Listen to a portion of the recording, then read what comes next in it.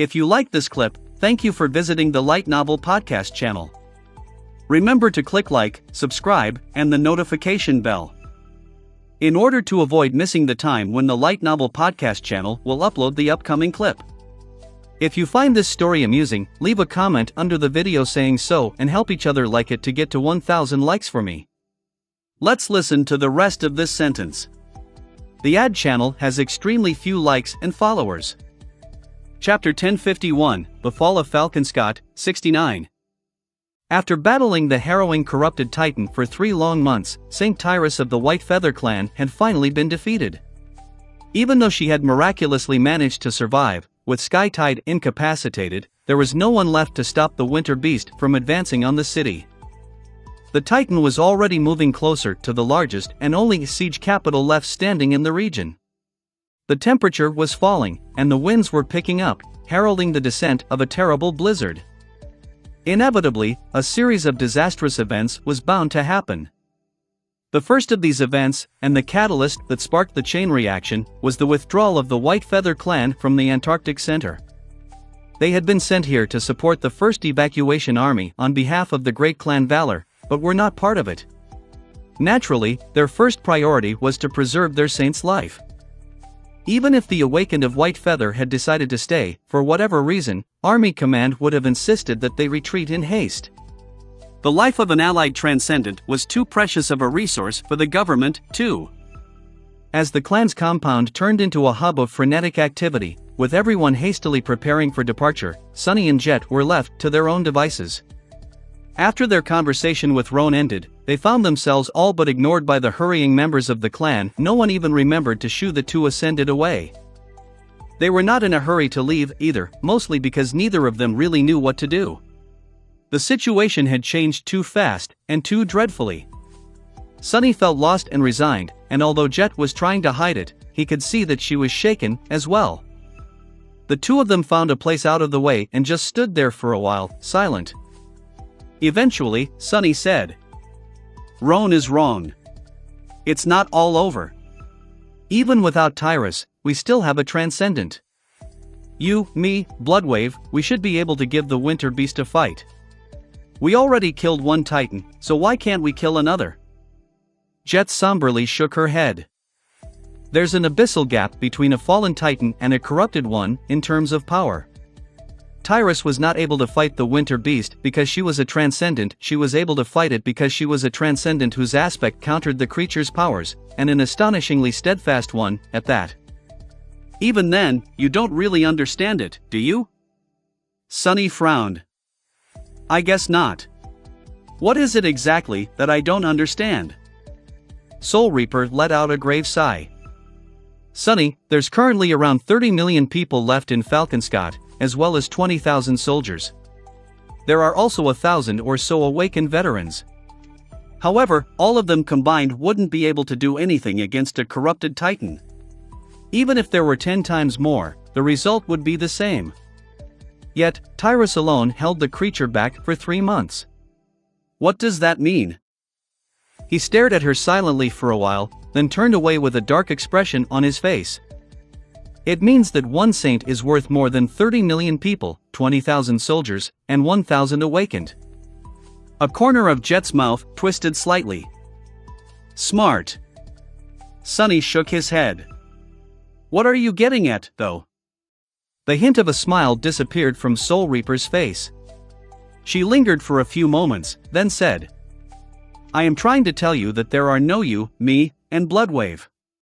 Bloodwave is going to leave with the White Feather clan. Do you think they are going to let Tyrus travel across the strait unprotected? She is unconscious and vulnerable. What happens if something attacks the ship? Neither Army Command nor Valor would allow that to happen.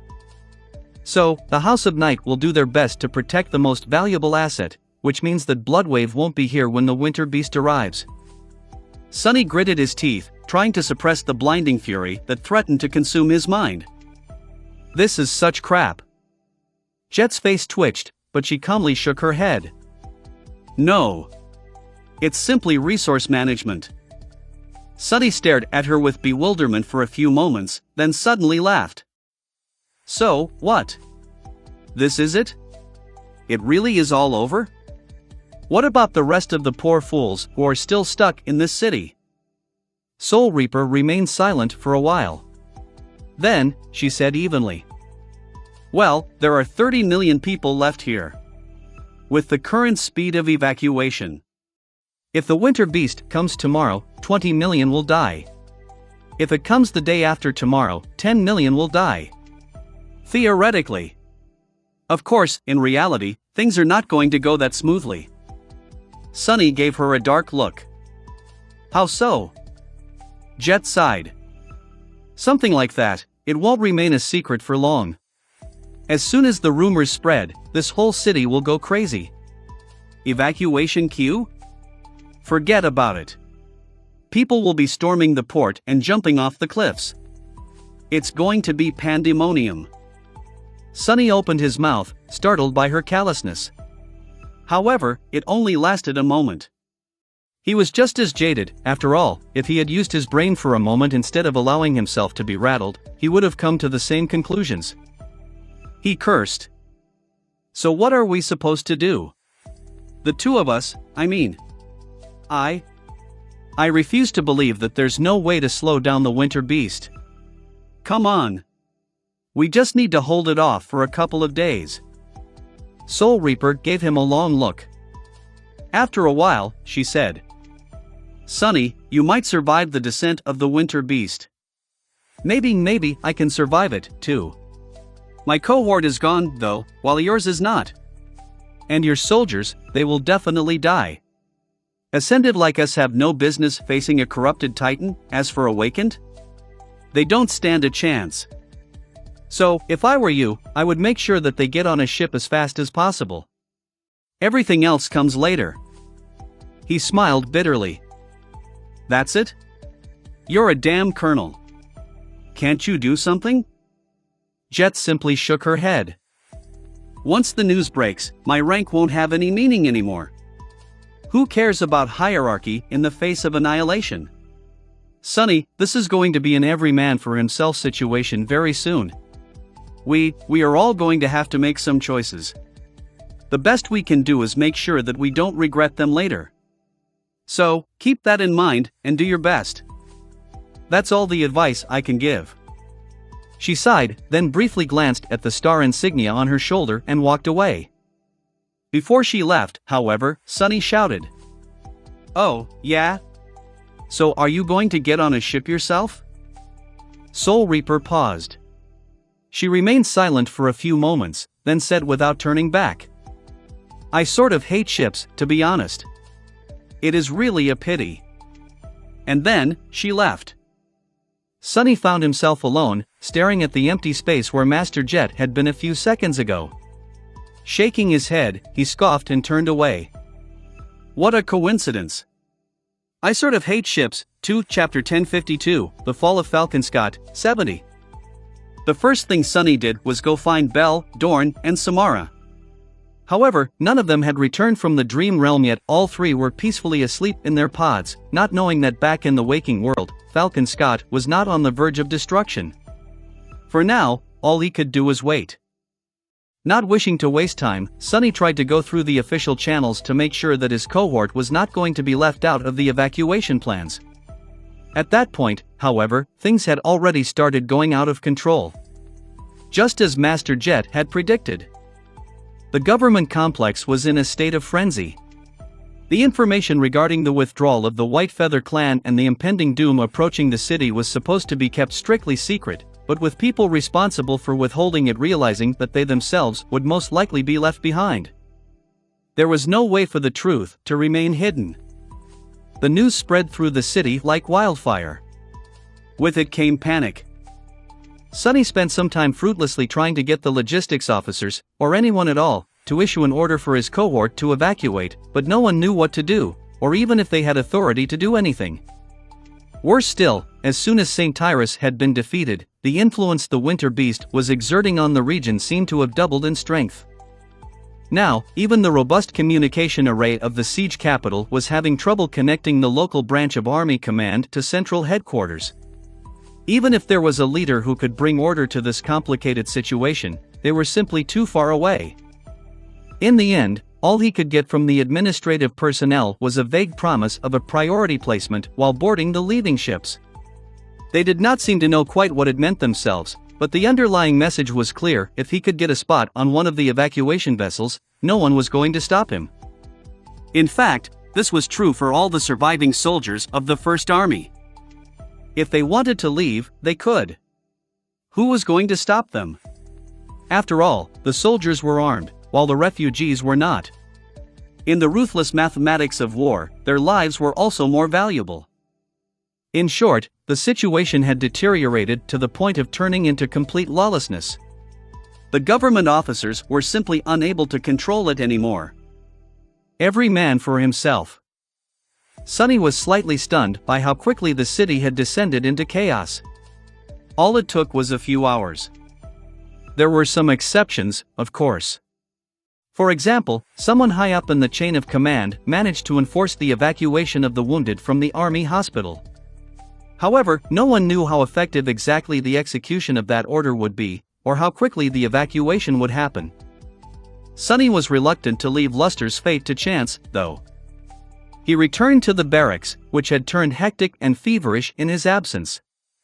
Finally, his soldiers woke up, emerging from their sleeping pods with confused expressions on their faces. Not only was the building full of noise, but their leader was also waiting for them with a grim expression on his face. Sparing the three awakened a single glance, Sonny said, "Let's go get Luster and Kimmy. I'll explain what is happening on the way." They made their way to the hospital. Outside, the cold was slowly turning unbearable, but despite that, crowds of frightened people were flowing through the streets, some aimless and lost, some full of frantic determination. The situation inside the hospital was even worse. Unlike the rest of the people in the city, the medical officers had received direct orders to transfer all the patients to the port fortress and await immediate evacuation. However, the orders were vague and hastily compiled, lacking a lot of important details and instructions. Aside from that, moving severely injured soldiers was not as easy as transporting healthy people. Some required special care, some could not be moved at all, unless an awakened healer got personally involved. Rattled, Sonny finally understood what the word pandemonium meant. Cutting through the chaos, he and his soldiers reached Luster's room. After a short conversation with a panicked nurse, they received verbal permission to take him away, and barged inside. Neither Luster nor Kimmy seemed surprised to see them. In fact, Kim had already prepared the wounded awakened for departure. He was dressed, freshly bandaged, and holding a pack full of necessary medical supplies and healing agents. The young man had also received a very generous dose of painkillers. Seeing Sonny, he smiled stupidly. "Cap. Major. Where are we going?" Sonny looked at Kim and gave her a nod. "Eastern Antarctica. We just need to find you a boat." The young woman silently took the medicine pack from Luster, hung it across her chest, then forced him to climb on her back. Considering that she was much smaller than the young man, the two of them looked rather comical, but of course, as an awakened, Kim was more than strong enough to carry a person. Before they left, Samara suddenly spoke, her usually calm face turning slightly pale. "Captain. What about Quentin? We can't just leave him here." Sonny looked at her for a moment, then somberly shook his head. "We have to. It doesn't matter, anyway, he is in the nightmare by now. If he survives, the spell will create an ascended body for him. If not, taking him with us won't make any difference." The five of them grew solemn, then reluctantly followed him out. Luster was mumbling something under his nose, but the rest were deathly silent. On the street, Sonny looked around, then approached a random military vehicle and used his bare hand to tear through the armored alloy, destroying the locking mechanism of its door. With how many soldiers had perished during the siege, there was a surplus of machinery in the city. No one was going to miss one PTV. It was just that he had no time to request proper access. Luckily, Army transports did not have a complicated startup sequence. All he had to do was override the controls with his military ID, then access the internal computer and assign the vehicle to the first irregular company. After that, the PTV recognized Sonny as its valid driver. Damn! I never even got close to stealing a PTV when I lived in the outskirts, and now I'm swiping one as an ascended. What kind of logic is that? Darkly amused, he sent the vehicle barreling forward and maneuvered it through the crowded streets at high speed. Hold on tight, we need to make a stop first, before going to the port. Soon, he reached the dormitory tower where Professor Abel and Beth were living. Sonny stopped the vehicle and dissipated into the shadows without wasting any time. A few seconds later, he was standing in front of a familiar door. Sonny knocked on it several times, praying that they were both home. Luckily, they were. Walking inside, Sonny quickly looked around the apartment, then turned to Professor Abel and Beth. From their expressions, he understood that they already knew what was happening. Beth's eyes were wide and shaken. "Sonny! Is it true?" He nodded, then said steadily. "Get your things. We need to leave as soon as possible." The young woman seemed startled. "Leave? Leave to where?" Sonny spared her a quick glance. "To the port, of course. You need to get on a ship." She took a small step back. But our tickets are not due until." Taking a step forward, Sonny took her by the shoulders and looked her in the eyes. "Forget about the tickets. You are leaving today. Now, go. There's no time to waste."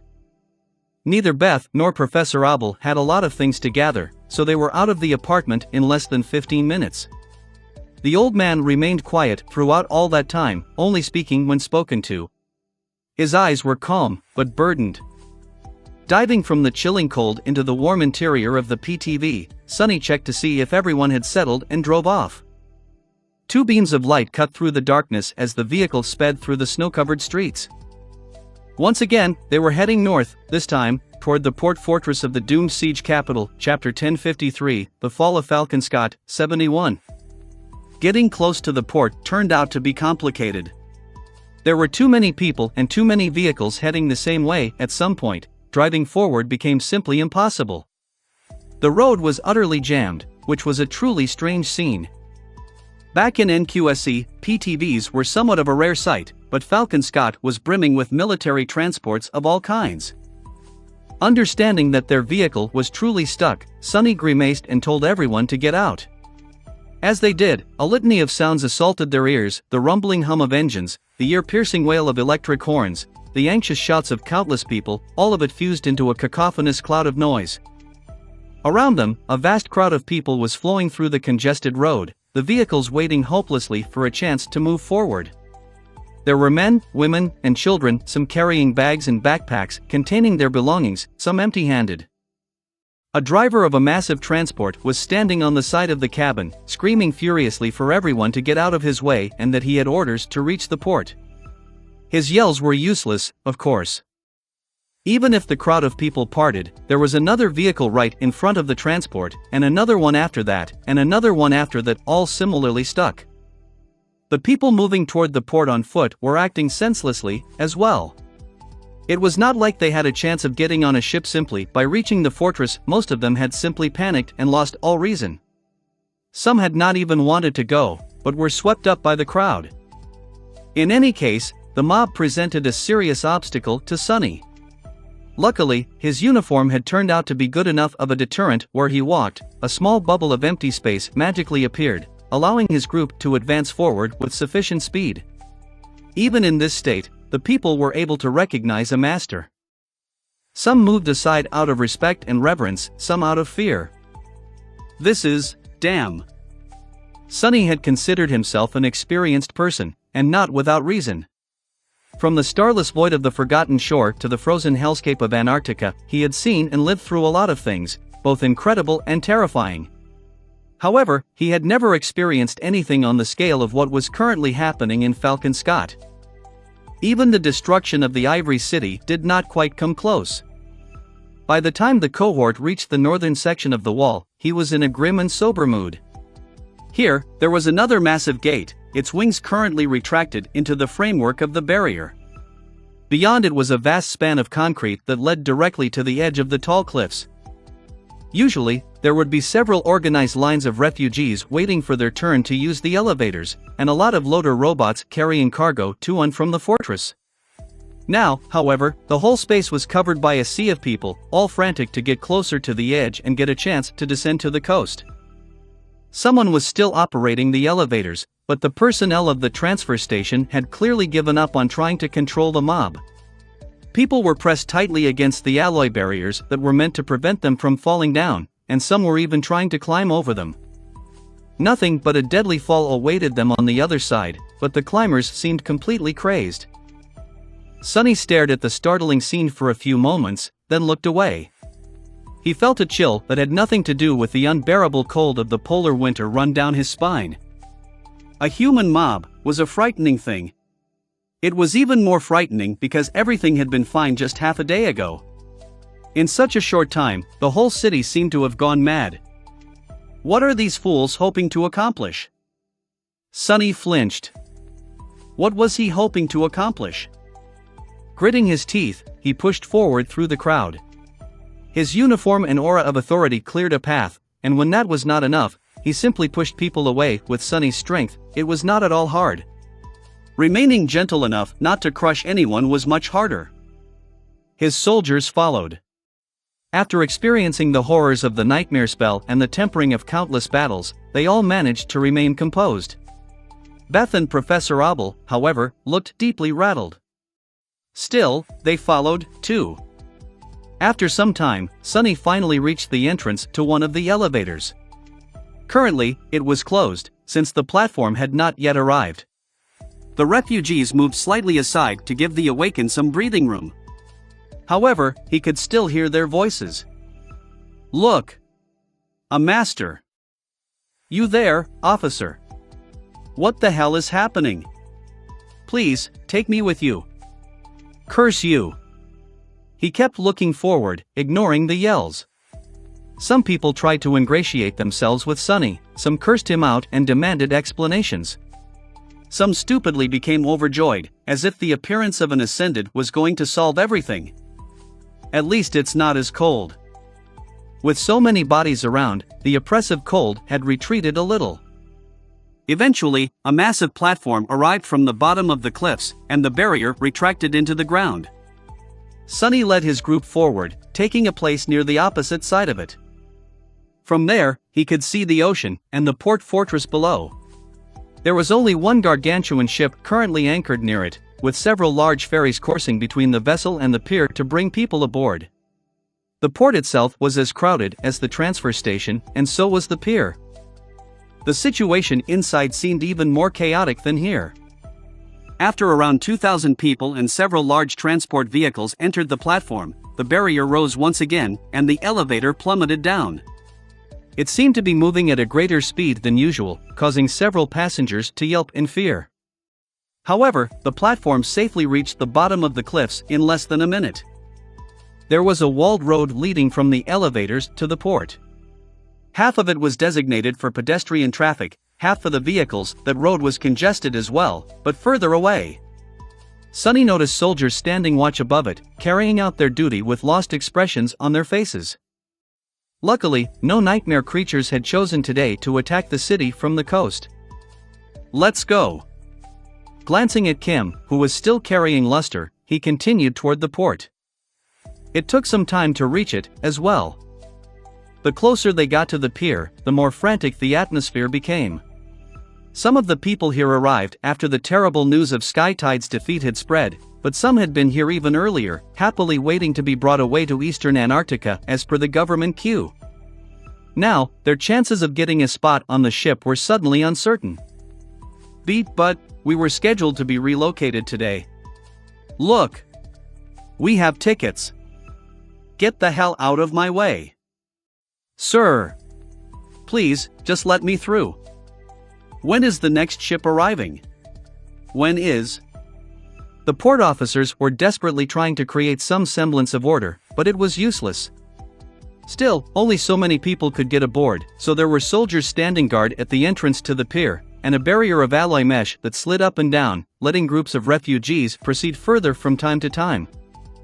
Every time the barrier retracted, the crowd grew agitated and tried to push forward, only to be thrown back by the heavy gazes of the guards. Sonny hesitated. What now? Chapter 1054, The Fall of Falcon. Scott, 72. He looked around, studying the barrier and the crowded pier that could be seen through the mesh. Then, suddenly, Sonny heard a familiar voice. Move back, damn it. Don't push. If you have a spot in the queue, present an ID.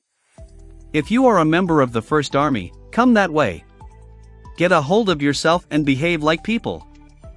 He looked around and saw a tall, handsome man with indigo eyes and hair that seemed somewhere between black and blue standing in front of the barrier, struggling to hold back the panicked crowd. Sonny raised an eyebrow.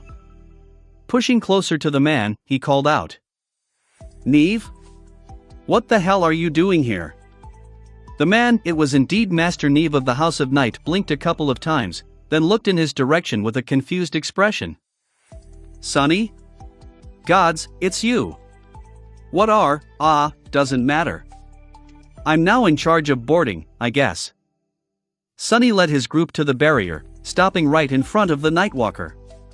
Neve gestured for a nearby Awaken to assume his position and took a step to the side. He gave Sonny a somber look. That ship over there is where I'm assigned to. We are going to leave once we're at capacity. Actually, we are already over capacity. But a few more people can still be squeezed in, so... Sonny frowned. What about Bloodwave? The Nightwalker sighed. He led the other ship away a few hours ago, with St. Tyrus aboard. There will be more ships tomorrow, and more the day after that, if the Winter Beast does not arrive sooner. But Uncle won't be coming back. He'll guard the strait until the relocation is over. And then, we will resume evacuating people over the ocean, to the northern quadrant. Sonny nodded. Figures. Listen. Neve spoke first, interrupting him. Do you need to get on the ship? Sonny grew quiet, suddenly ashamed for no reason. Strangely, he felt thankful to the Nightwalker for not forcing him to say it aloud. After a few moments of awkward silence, Sonny shook his head. Not me. I just need to place a tether inside. Ascended could simply retreat into the dream realm whenever they wished. Even if their tether remained in the Antarctic center, a saint would then be able to bring them back to the waking world, to a safer region. Granted, there were no saints on the Ivory Island, so Sonny was a bit more inconvenienced in that regard. Of course, leaving the waking world was not an instantaneous process. It required some time and absolute concentration, so doing it in the middle of a battle was usually impossible. Any Ascended that remained in the city would have to travel to the Dream Realm before the Winter Beast arrived, or risk annihilation with the rest of the mundane people. Still, taking up a spot on a ship would be a waste. And Sonny had long decided to stay and try to stall the Titan anyway. He looked at Neve. I don't need one. But my people. Sonny glanced at Beth, Professor Abel, and the members of his cohort. Neve looked at them, too. His face fell. The Nightwalker hesitated for a few moments, then said quietly. Sonny. I have 3 spots reserved, as a member of the crew. I will give you those. Beyond that, however, I can get the rest of your cohort on board, too. Members of the First Army have a priority right to be evacuated. But those additional spots, they will come at the expense of civilians with officially issued tickets. So, it's your decision. He paused, and then added apologetically. Sorry, but you have to make it quick. This is going to be the last batch we let in tonight. As though to echo his words, the mesh barrier suddenly slid into the ground with a metallic screech. The soldiers started checking the IDs and letting people pass through one by one. Sonny froze for a moment. His face grew still. So? His heart grew heavy. So this is what it came to. 3 spots, or having to displace civilians who had a spot in the queue. His soldiers had all heard what Neve said. Sonny turned around, looking at them. Kim, Luster, Dorn, Samara, Bell. Beth, Professor Abel. What was he supposed to do? Curse it all. As Sunny studied the faces of his soldiers, Belle, Dorn, and Samara briefly glanced at each other. Then, the giant man looked at Sunny and slightly shook his head. There were no words spoken. And yet, for a moment, Sunny felt as though his heart was pierced by a sharp blade. He lowered his head, then looked at Professor Abel. The old man met his gaze, and the two of them remained motionless for several seconds, as if having a silent conversation. Finally, Sunny looked at the mob of frightened refugees crowding behind the line of the barrier, all desperate to be saved. He sighed. How terrible. Why the hell did I want to be an officer? Gods, no amount of the damned contribution points was worth it.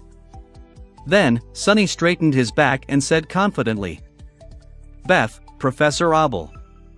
You go in first. Beth gave him a startled glance, but the old man gently pushed her forward. They moved past Neve, the young woman crossing the line first. However, as soon as she did, Professor Abel silently took a step back. At the same time, Sunny pushed Kim and Luster. His push, though, was not too gentle. The two stumbled past Neve, ending up on the other side of the line, too. They were one of the last people to be let through. A moment later, the barrier rose with a screech, and a wall of alloy mesh cut off the pier from the rest of the port. Sunny, Professor Abel, Samara, Dorn, and Belle remained on one side. Kim, Luster, and Beth were on the other. The young woman turned around, confused. When she saw the old man behind the fence, her eyes widened. Professor! What, why are you? Professor Abel smiled. It's all right, Beth. We already had that conversation, remember? Stop being stubborn and forgive this old man. Ah, my old bones really can't endure another journey. She grabbed the mesh, frantic. No, no. You can't. How could you? He sighed.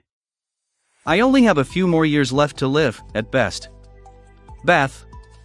I might have accomplished a lot in this life, but it's coming to an end. The old man chuckled. You will accomplish even more, given time. What, do you think I was already brilliant at your age?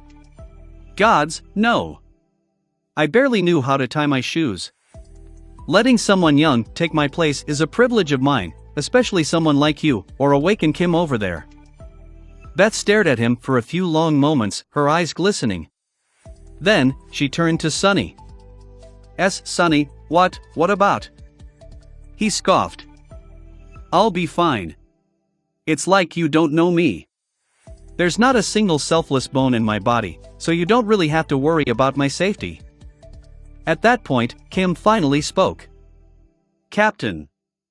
Sunny glanced at her and frowned. You keep Luster and Beth safe. Who knows what will happen? Go board the ship and get the hell out of here, Kim. That's an order. He remained silent for a moment, and then added. Also, it's Major. Damn it.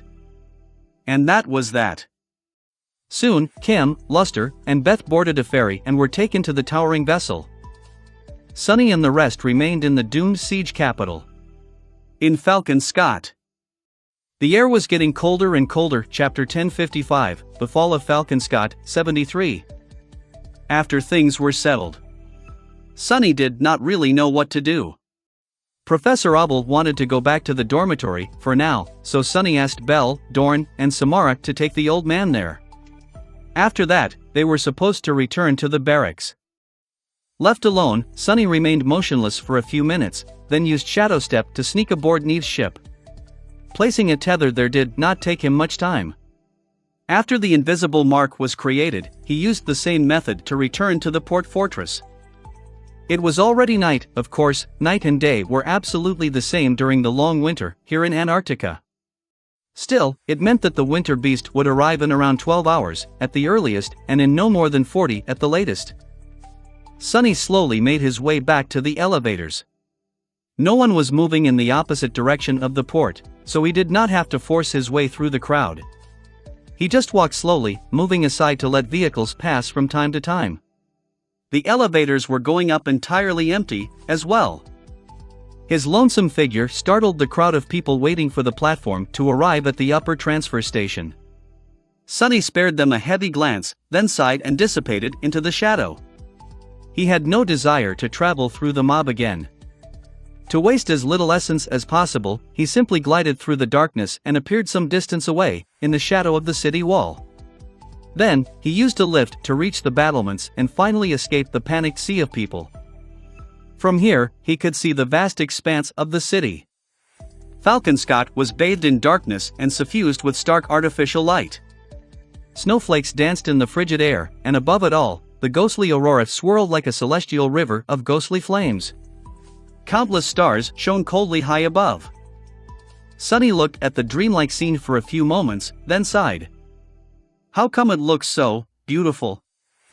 On the other side of the wall was the ocean. He could see the port below, the overflowing mass of people within it, and the lone battleship towering above the dark waters. Sonny walked along the length of the wall, keeping his eye on the vessel. There were soldiers standing watch on the wall. Strangely enough, none of them seemed in a hurry to leave their posts. In fact, he could feel a strange mood permeating the air. The crowd of refugees below was almost frenzied, but here on the battlements, the members of the First Army were almost tranquil. It was not the resigned tranquility of desperation, either, just unvarnished calmness of people who had been through hell and did not fear the end. Soon, he heard one of the soldiers say, "Look! It's moving!" Sonny could see it, as well. The battleship was finally departing. The titanic chain rattled as it rose, soon revealing a massive anchor. Then, slowly, the giant vessel started to move, distancing itself from the port. Its departure caused the people packed into the fortress to cry out, the litany of their voices flying on the wind to reach his ears. A raspy female voice responded to the soldier. "Poor guys, I feel bad for them. It's too damn cold." The first, male voice sounded again after a moment of silence. "Yeah. I hope someone in the port will have enough sense to hand out food, blankets, and something hot to drink. Speaking of something to drink, give that thing here." Sonny frowned. Wait, don't those voices sound familiar? He looked at the pair of talkative soldiers. One of them was a man in the uniform of the First Army, the other was an awakened woman wearing a beautiful enchanted robe. The two of them were passing a flask of something fragrant between each other while idly observing the departure of the battleship. Sonny tilted his head, surprised. They were Sergeant Gear and Lieutenant Karen, two officers who had been under his command during the hellish march to Falcon. He had not seen them after reaching the siege capital. Sonny hesitated for a moment, then said, "Hey, you." Karen flinched and grabbed the parapet of the battlement with both hands. "To be stupidly tough? Though, I thought I heard him too. Weird." Sonny sighed. Her face paled a little. Gear, I think I drank too much. I just heard the devil calling out to me." The mundane soldier scoffed. "Ain't no way you are drunker than me. Aren't you awakened supposed to be stupidly tough? Though, I thought I heard him too. Weird." Sonny sighed. "That's because I'm standing right behind you." Both of them slowly turned around and stared at him for a few moments. Then, sincere smiles suddenly appeared on their faces. "Captain." "Sir. You're here too?" He rolled his eyes, then came closer and leaned on the parapet beside them. "Yes, I'm here too." After the caravan reached the city, the soldiers and awakened he had led were absorbed back into the First Army and sent to reinforce the garrison. He had met a few here and there during the siege, but largely, Sonny had no idea what had happened to them. It was strange to see Gear and Karen again. He studied them for a bit, then asked, "The two of you did not board the ship?" Sergeant Gear hesitated, then shrugged relaxedly. No. It just feels weird to leave all these people behind and run away. Actually, pretty much no one I know went and took a spot for themselves. Most of us First Army grunts are staying." He took a sip from the flask and chuckled. It's like we all made a weird suicide pact. Karen pulled the flask out of his hand and smiled. It's all right, though. Actually, I feel like I was supposed to die in Erebus Field. That would have been sad. She took a big gulp and sighed with pleasure. Because everyone there died. But here? We already made sure that 170 million people escaped. By tomorrow, it's going to be 180. That's a lot of people. That's a job well done, if you ask me. And if we manage to hold out for a day or two more, then that's going to be even better. Gear nodded. That is the reason why we were sent here in the first place, isn't it? To make sure that these people escape. So, saving ourselves at their expense just feels weird, that's all. Sonny studied them for a few moments, remaining silent. Then, he sighed. I guess I feel the same way. Plus, I really hate losing, as well. Karen and Gear looked at him with complicated expressions. Sir, you're staying, too? Sonny smiled slightly. Yeah, but don't get me wrong. I am not planning on dying heroically. Unlike some people, I haven't given up on giving that beast a good fight. The two soldiers were quiet for a bit. Then, Gear suddenly laughed. Good. That's good. Hell, now that I know that you're going to be with us too, sir, I am starting to feel that maybe there's still a chance. We already killed one Titan, didn't we? What's one more? Karen lingered for a moment, then offered the flask to Sonny and patted the mundane soldier on the shoulder. Sure, Gear, sure. It's just a corrupted Titan. Let's kill it. Why not? Sonny received the flask and took a sip of something bitter, flavorful, and absolutely searing.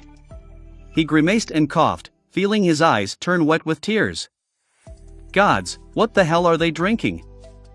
After a while, when he regained his ability to speak again, Sonny wiped his eyes and passed the flask to Karen. Feeling a pleasant warmth spread through his body, he said. Yeah, you're right.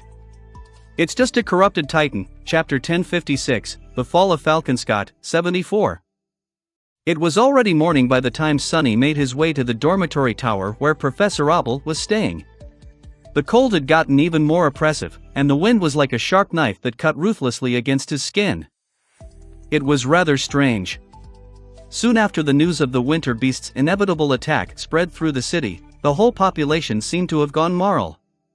Fear, panic, and desperation were like a wildfire that spread through the siege capital, throwing it into utter chaos. For a while, it was as though Falcon had turned into a wounded, frenzied beast. But now, a strange calmness permeated the snow-covered streets. Even near the port, the mob had become meek and docile. A few more ships arrived, and a few more millions of people were taken away. The rest either surrendered themselves to fate, or gave up completely. As soon as they let go of hope, their fear disappeared. Their panic subsided, too. Sonny walked through the city. He saw different people coping with the merciless reality of the situation in different ways. Some seemed numb and lethargic. Some seemed serene and at peace. Everyone found solace in their own way. He even saw groups of people climb to the roofs of the highest buildings, carrying chairs, portable heaters, and food. They were going to watch the arrival of the Titan and meet their ends together. Others were trying to get as deep underground as they could. A siege capital like Falcon had plenty of durable subterranean shelters. However, if anyone thought that they could hide from the approaching doom there, they were sorely mistaken. No amount of frozen soil and layers of mundane defenses were going to stop a corrupted Titan. There had been shelters in Erebus Field, too, but no one who had entered them survived.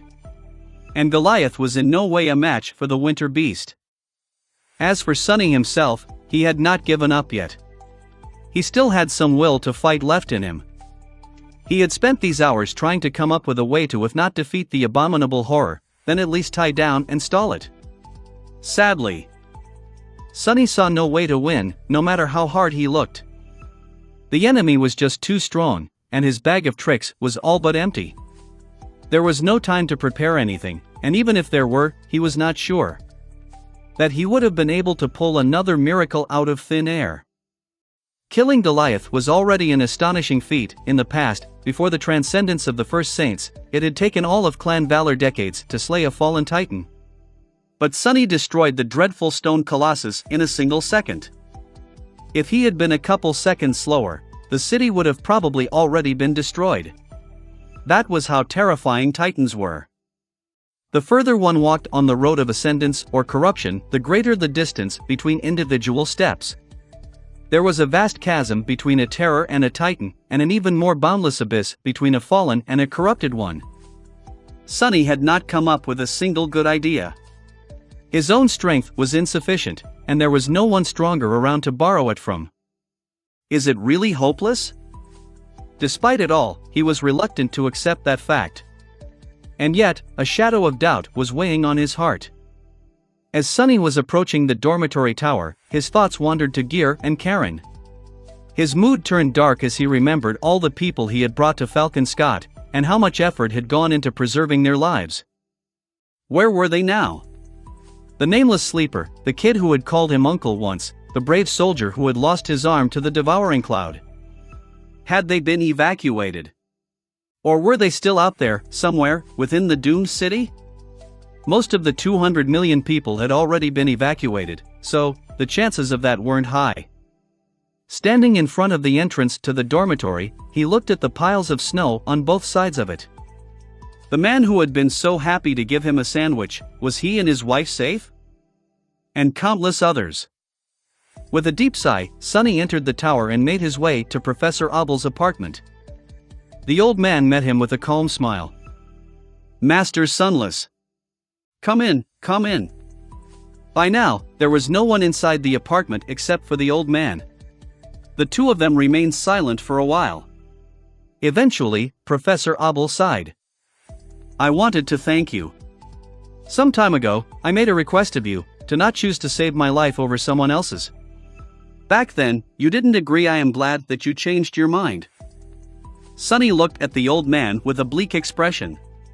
He remembered that conversation. Back then, he had foolishly proclaimed that he would not have to choose, because he would simply save everyone he decided to save. Technically, Sunny had kept that promise. The convoy had made it to Falcon Scott, and although there were some casualties, he never ended up having to put Professor Abel's life over that of other people. Who could have known that their woes would only grow more calamitous after reaching the distant siege capital? Sunny pursed his lips, and then said in an even tone, "I am not going to lie, Professor. I am unhappy with your decision.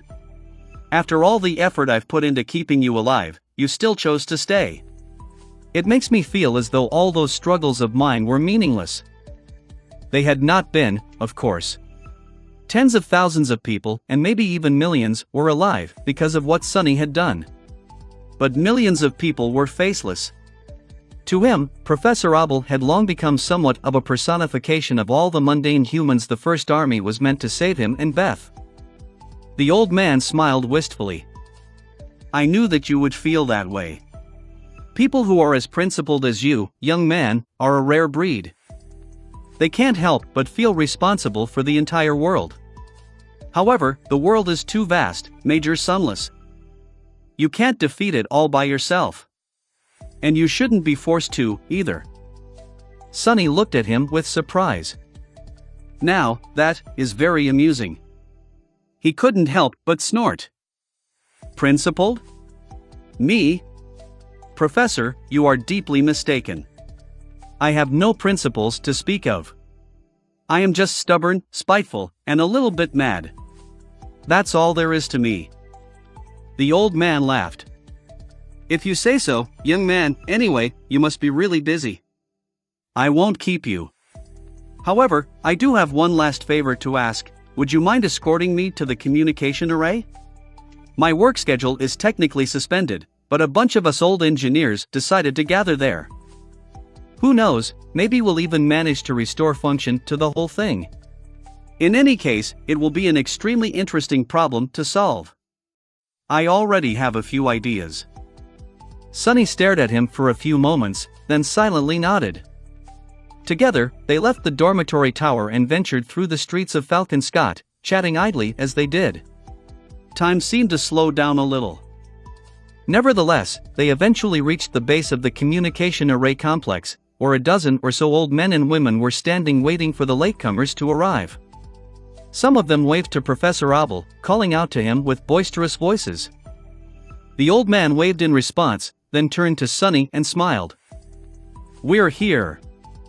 Thank you very much, young man, for everything." Sonny felt as though a lump was stuck in his throat. He lingered for a few moments, then forced out a few words. "Don't mention it. And, thank you, too, Professor. Please, stay safe." Professor Abel patted him on the shoulder. "You must survive, Major. Don't hesitate to save yourself when the time comes. Farewell."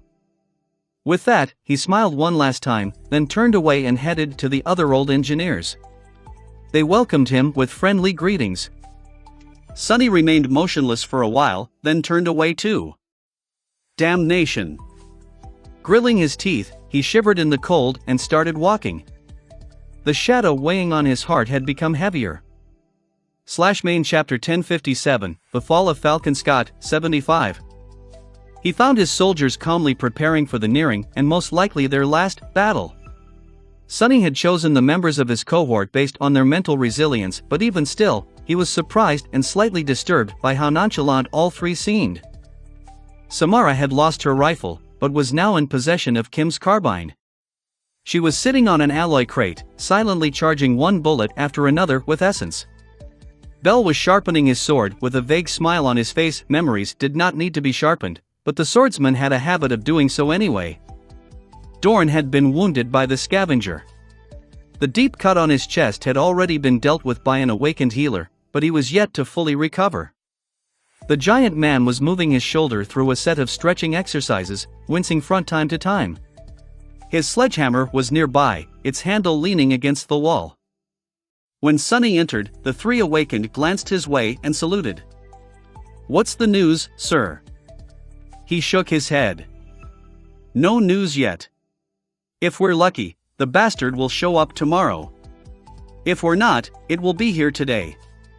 Sonny remained silent for a few moments, then added. "In any case, we will have to deal with the blizzard first. Keep those charms I gave you summoned. Protection against cold is going to play a big role when the winter beast comes." Sonny possessed the memory of ice, but he had also created lesser versions of the ascended charm for each of his soldiers. Those memories were not as potent, but also required much less essence to sustain the enchantments. They nodded, summoning the artificial charms. Looking at his soldiers, Sonny couldn't help but feel a hint of fear. He had only known these people for a few months, but they had gone through a lifetime of struggles together. Even if he wasn't responsible for their lives, he would still have been fiercely reluctant to see them die. Bell, Dorn, Samara, they were admirable warriors each. More importantly, they were his people. Sonny sighed. "You just had to go and stay, huh?" He had been fully prepared to have Neve load the whole cohort on the ship, but the three awakened silently refused. Staying in Falcon Scott was their choice. Bell looked at him and grinned. "Sure, sir. That's our job." Samara simply nodded, choosing not to say anything in her usual manner. Dorn chuckled. "We did. But aren't you here too, Major?" Sonny winced. Of course, it wasn't the same. He was an ascended, and one ridiculously hard to kill on top of that. His soldiers, however, were merely awakened. They were not nearly as resilient. "Yeah. I am." Bell put his sword away, the smile slowly disappearing from his face. The swordsman remained silent for a few moments, looking at him with an uncharacteristically serious expression. A heavy atmosphere settled in the barracks room. Eventually, he said, "There is something I wanted to ask you, though." "Sir." "You don't have to answer, of course." Sonny frowned. "What is it?" Bell hesitated for a bit, then asked thoughtfully. "There are rumors going around that you're dating Mongrel." "But Mongrel, she is your echo. What's that all about?" Sunny stared at him, speechless. What the hell are you on about, Theo? I'm not dating anyone. The swordsman suddenly threw his head back and exploded with laughter. I see. Dorn gave him a disapproving look and let out an exasperated sigh. That guy. Sunny shook his head, suddenly feeling an urge to laugh, too. He's crazier than me. Gods. If you're done, Belle, let's discuss strategy. Sometime later, Sunny walked outside to get some fresh air. The air was much cleaner in Antarctica. After all, it would be a waste to remain inside all the time, even despite the cold. As Sunny stared at the distant sky, he suddenly noticed a blackbird looking at him from a nearby roof. Then, he heard the sound of approaching footsteps. Sunny! There you are! Master Jet appeared front behind a corner and walked over to him, then stopped, her icy blue eyes full of coldness that was even more chilling than the polar night. He looked at her, then smiled. Here I am. She sighed. I sent all the information we have about the winter beast to your communicator. Did you read it? He nodded. Sadly, there was little known about the Titan and its abilities. Even though St. Tyrus had spent months suppressing the creature, most of their drawn-out battle had not been a direct one. The winter beast had shown an eerie ability to control cold, snow, and wind. Since Skytide commanded the winds, as well, their battlefield had been the sky above the Antarctic center itself. It was precisely because the Titan's most dreadful power had been continuously countered by St. Tyrus that no one knew its true extent. It had to be tremendous, though, considering that the mere presence of the creature was distorting communications across the entire region. All Sunny and Jet could do was make educated guesses. She hesitated. Good, then. After that, both fell silent. Sunny looked at Soul Reaper, remembering the past. She was the first person he had met after surviving the first nightmare. Back then, Jet looked like an unreachable goddess to him.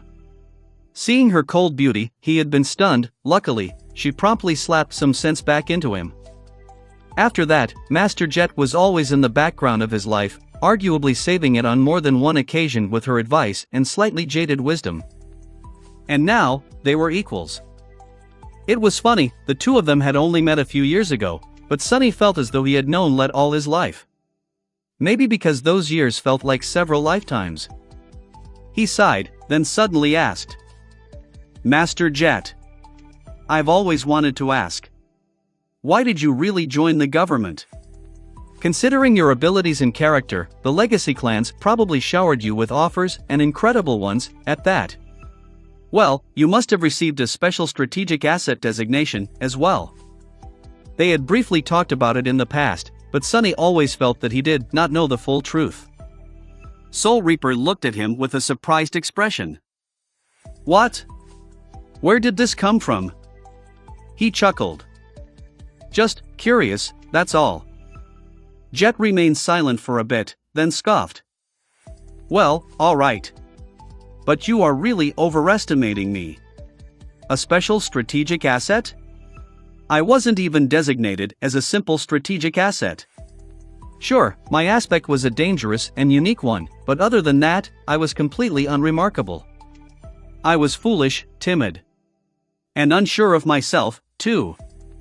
It was only later, much later, after being beaten by life over and over again, that I got rid of some of my foolishness and bloomed into this awesome and incomparably majestic figure you see in front of yourself today. Satisfied? Sunny smiled. I guess. After a few moments of silence, he asked. Do you regret it, though? The path that you took? She looked away, a thoughtful expression appearing on her face. Master Jet pondered his question for a bit, then shrugged. Her voice was calm. Ours is a bitter life, Sunny. From the outskirts of NQSC to here, it has often been bitter, and only rarely sweet. A life like that, it would be a waste, to make it taste more bitter still with regret. So, no. I might be unsatisfied with many things, but I would never waste my time on regret. Jet looked at him and raised a brow. Why? Are you feeling regretful about something? Sunny laughed. Honestly?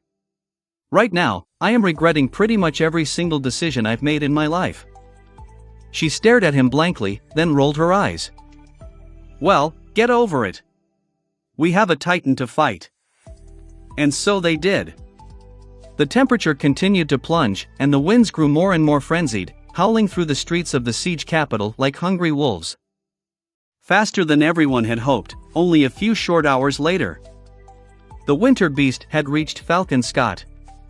/main chapter 1058, The Fall of Falcon Scott, 76. The remains of the field army sent to the Antarctic center gathered into a formation after marching across the giant crater. The hill-like stone corpse of the fallen Titan Goliath, the pit created by the enormous explosion, and the city with millions of defenseless humans sheltering inside were now behind them. In front of them were a vast field of snow and the towering peaks of the mountains. There were around 20,000 mundane soldiers, some of them piloting the mighty war platforms, and 1,000 or so awakened gathered in front of the crater. Just like Gear had said, very few members of the First Army had used the priority right to be evacuated ahead of civilians.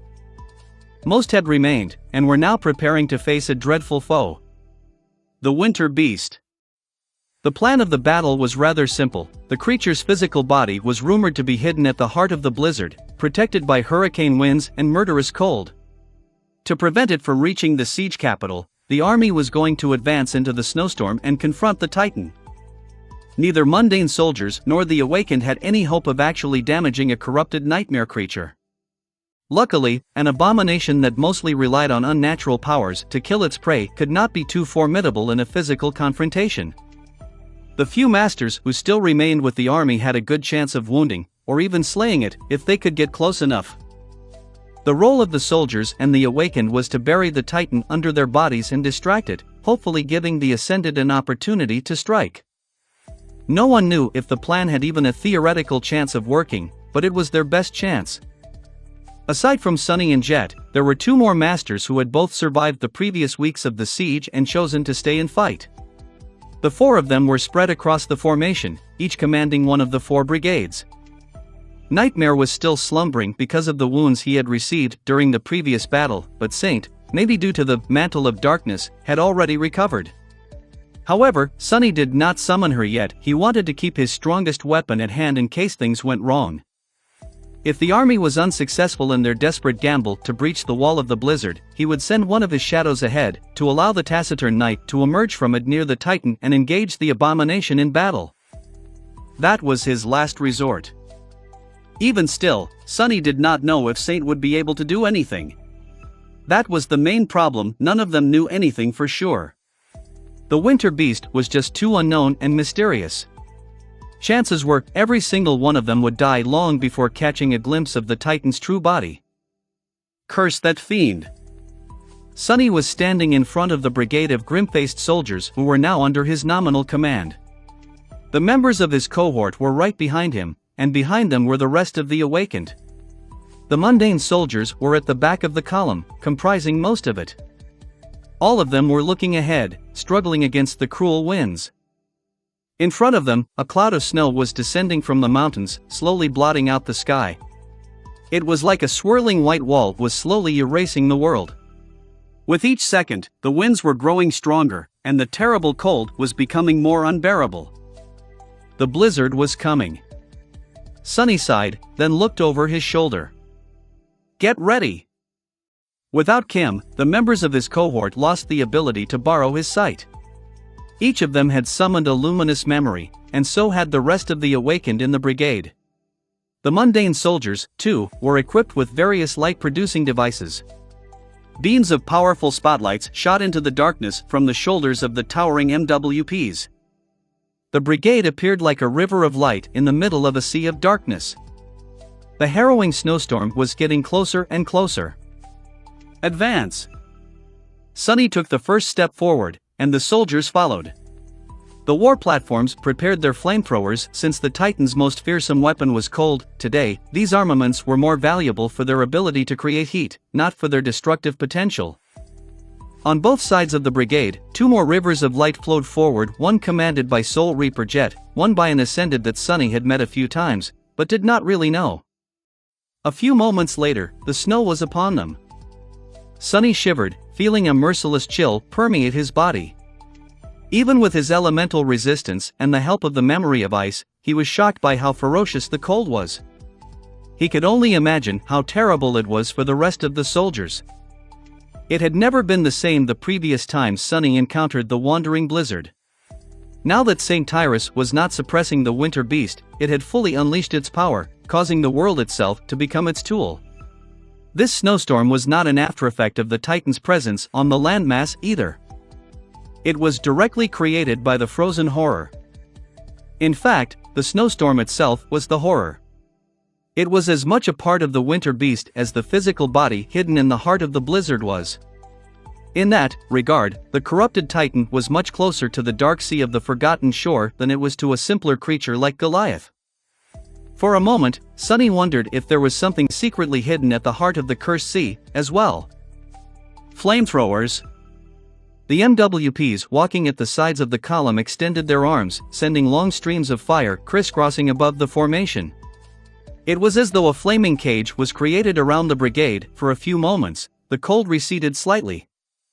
The billowing clouds of snow were instantly melted, and drops of water rained down on the shivering humans. For as long as the war platforms had fuel to keep the flames burning, the army still had a chance to reach the depths of the unnatural snowstorm. However, they had not burned for long.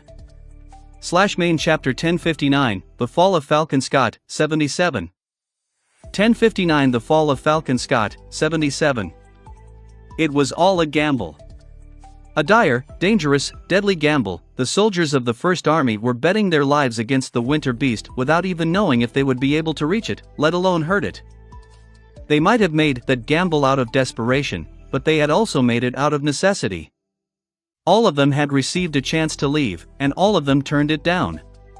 Some had done it due to their sense of duty, or camaraderie, or misguided bravery. Some had simply grown numb to the horrors of the war. As for Sunny himself, he was not really sure what had led him here. He had come to this broken land in search of power, but that desirous quest seemed so childish now. Antarctica had put a lot of things in perspective. However, this shift of perspective only made things less clear instead of revealing the truth. All he knew was that he felt fiercely reluctant to leave the job unfinished, and that he did not want to fail the soldiers who had entrusted him with their lives. Sunny had never wanted to be in charge of anyone, but now that he was, their hopes and desires weighed on him like chains. Strangely, though, he did not want to refuse that burden. He felt quite protective of it. Maybe that was what Master Jet had meant when she said that no one was free in this world. Regardless of the reason, Sunny felt a frantic hope burning in his chest as he marched into the blizzard. Come on, we can do it. Behind him, the column of shivering soldiers stubbornly moved forward inside a cage of flames. The infantrymen were all encased in suits of powered armor, which were all hermetic and insulated, capable of withstanding the most hazardous environments. The awakened were all much tougher, and many of them possessed protective memories on top of that. And yet, they were all suffering from the terrifying cold. It was just too insidious, finding a way to pass through all forms of defense. Even Sunny felt miserable because of the snowstorm. Much worse, the cold was getting worse and worse the deeper into the blizzard they walked. They had to find the true body of the winter beast soon. That cold, there's something wrong about it. It doesn't feel like a natural force. Even his thoughts felt slow and frigid. But there was no way back for them now. All that Sunny could do was march forward and endure, hoping that he and his soldiers would be able to reach the heart of the blizzard. The fire produced by the MWPs helped alleviate the cold to a certain extent. But then, slowly, the heat of the furious flames started to feel less and less substantial. The flamethrowers were still spouting long streams of burning fuel, but it was as though the fire itself had been robbed of its warmth. How could fire be cold? Sunny did not know, but he felt as though the flames now contained no heat whatsoever. They were like predators that had lost all their teeth. Curse it! He glanced back, seeing a few of the mundane soldiers staggering as they walked, then gritted his teeth and continued to move forward. The snowstorm could not be too vast. They had to be getting closer to its center, all they had to do was endure a little longer. Suppressing a hint of fear, Sonny sent his shadows to scout ahead. As soon as his body lost their support, the cold assaulted it with renewed strength. He cursed quietly and concentrated on resisting the furious blows of the hurricane winds. Behind him, the awakened and the mundane soldiers were shielding their faces and leaning forward to withstand the force of the storm. Even the towering war platforms were struggling to keep their balance. They had great mass, but also a much larger surface for the wind to attack. The pilots controlled their lumbering machines with intricate skill, keeping them upright and moving forward. The shadows flew into the storm. Even though it was almost impossible to see through the raging snow, they had other ways to perceive the world. Sonny hoped that at least one of them would be able to discover the true body of the winter beast. After all, searching for it was not hard. All he had to do was follow to where the cold was most dreadful. The closer one got to the heart of the blizzard, the more terrible the unnatural cold would become, and indeed, his shadows were able to discover the right direction soon. They all failed to reach the eye of the storm, though. Sonny felt a little shaken when he realized that, further into the blizzard, even the shadows started suffering from the merciless cold. It made no sense, since shadows were incorporeal beings, but it was nevertheless true. Once they flew sufficiently deep into the snowstorm, the power of the winter beast seemed to transcend logic and reason. It was capable of freezing even those things that should have been incapable of being frozen. How can it? To his horror, Sonny realized that the frigid slowness of his thoughts was also not just in his imagination. If the corrupted titan was capable of affecting shadows with its powers, why wouldn't it be able to affect minds? Nothing within the winter beast's snowy domain could avoid being pervaded by its power. Recalling the shadows, Sonny shuddered and continued to walk in the direction they had discovered. Every step he took felt heavier than the last. Behind him, a soldier fell to the ground. Others tried to help the soldier stand up, but it was of no use. The man was not moving. His comrades had no choice but to abandon their futile attempts. The column flowed past the motionless figure, and soon, it was swallowed by the haze of the blizzard, disappearing from view. Not long after that, someone else dropped down. Sonny felt dread settle in his heart. No, we need to keep going. I refuse. I refuse to give up. I refuse to believe that the abomination's power cannot be broken. He continued to walk with an ugly expression on his face, leaning low to resist the shattering wind. Soon, more people fell into the snow. Sonny could feel their shadows turn lifeless in the distance. Every death cut him like a knife. It was only the mundane soldiers at first. Then, one of the MWP staggered and froze, depowering. A moment later, a powerful squall crashed into it, making the towering machine sway and collapse. Eventually, even the weakest of the awakened started dying. And then the strongest of them. Engrossed by grim fearlessness and dogged determination, the brigade continued to struggle forward. The other brigades were advancing into the blizzard by its side, too. However, their rate of progress was becoming slower and slower. The closer they got to the heart of the snowstorm, the more murderous the cold became, the stronger the winds grew, and the harder it was to make even a single step forward. It felt as though an irresistible force was pushing Sonny back and at the same time trying to sap him of his very life, battering his body with blades of wind and ice. Damn it! At first, a soldier or two would fall every minute. Then, a new body would fall into the embrace of the snow almost every second. Sonny felt a vast, maddening anguish. And a deep, biting reluctance. And fear. Not for himself, but for the mission. But then, he became scared for himself, too. At some point, Sonny realized that because of the diabolical cold that permeated his mind, he could no longer feel his dream realm anchor. It still existed there, somewhere, but it was as though the mystical connection was distorted by a hazy wall of snow.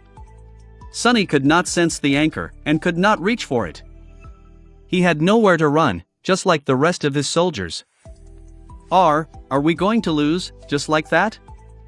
The thought filled him with indescribable anger and grief. He could tell that they were getting closer to the heart of the blizzard. They were not too far away, now. But the snowstorm had become just too calamitous. Sonny had lost count of how many soldiers he had lost. In fact, his senses, even the shadow sense, were slowly failing him. He could not see too far, and he could not perceive too far. The world had narrowed down to a hazy sphere of a dozen meters, while everything else was obscured by snow. In that sphere, there were only a few awakened. As far as he knew, everyone else might have already succumbed to the ruthless cold. Gods, it can't be like this. It can't be, damn it. In his heart, Sonny would have been able to accept if they had reached the true body of the winter beast, but failed to defeat it. But the idea of being wiped out without even making it to the eye of the storm was enough to drive him insane. Damn it, damn it, damn it all. And with each second, still, the cold was growing more harrowing. 1550. But in the end, that was exactly what happened. Eventually, still surrounded by the wall of howling snow, Sonny realized that he could hardly make even a single step forward. He had lost sight of the brigade and did not know if any of his soldiers were still alive. There were only 3 awakened beside him: Bell, Dorn, and Samara. And with each second, still, the cold was growing more harrowing. He closed his eyes. Admit it. Sonny hesitated, staring into the blizzard. Admit it. You lost. He shivered.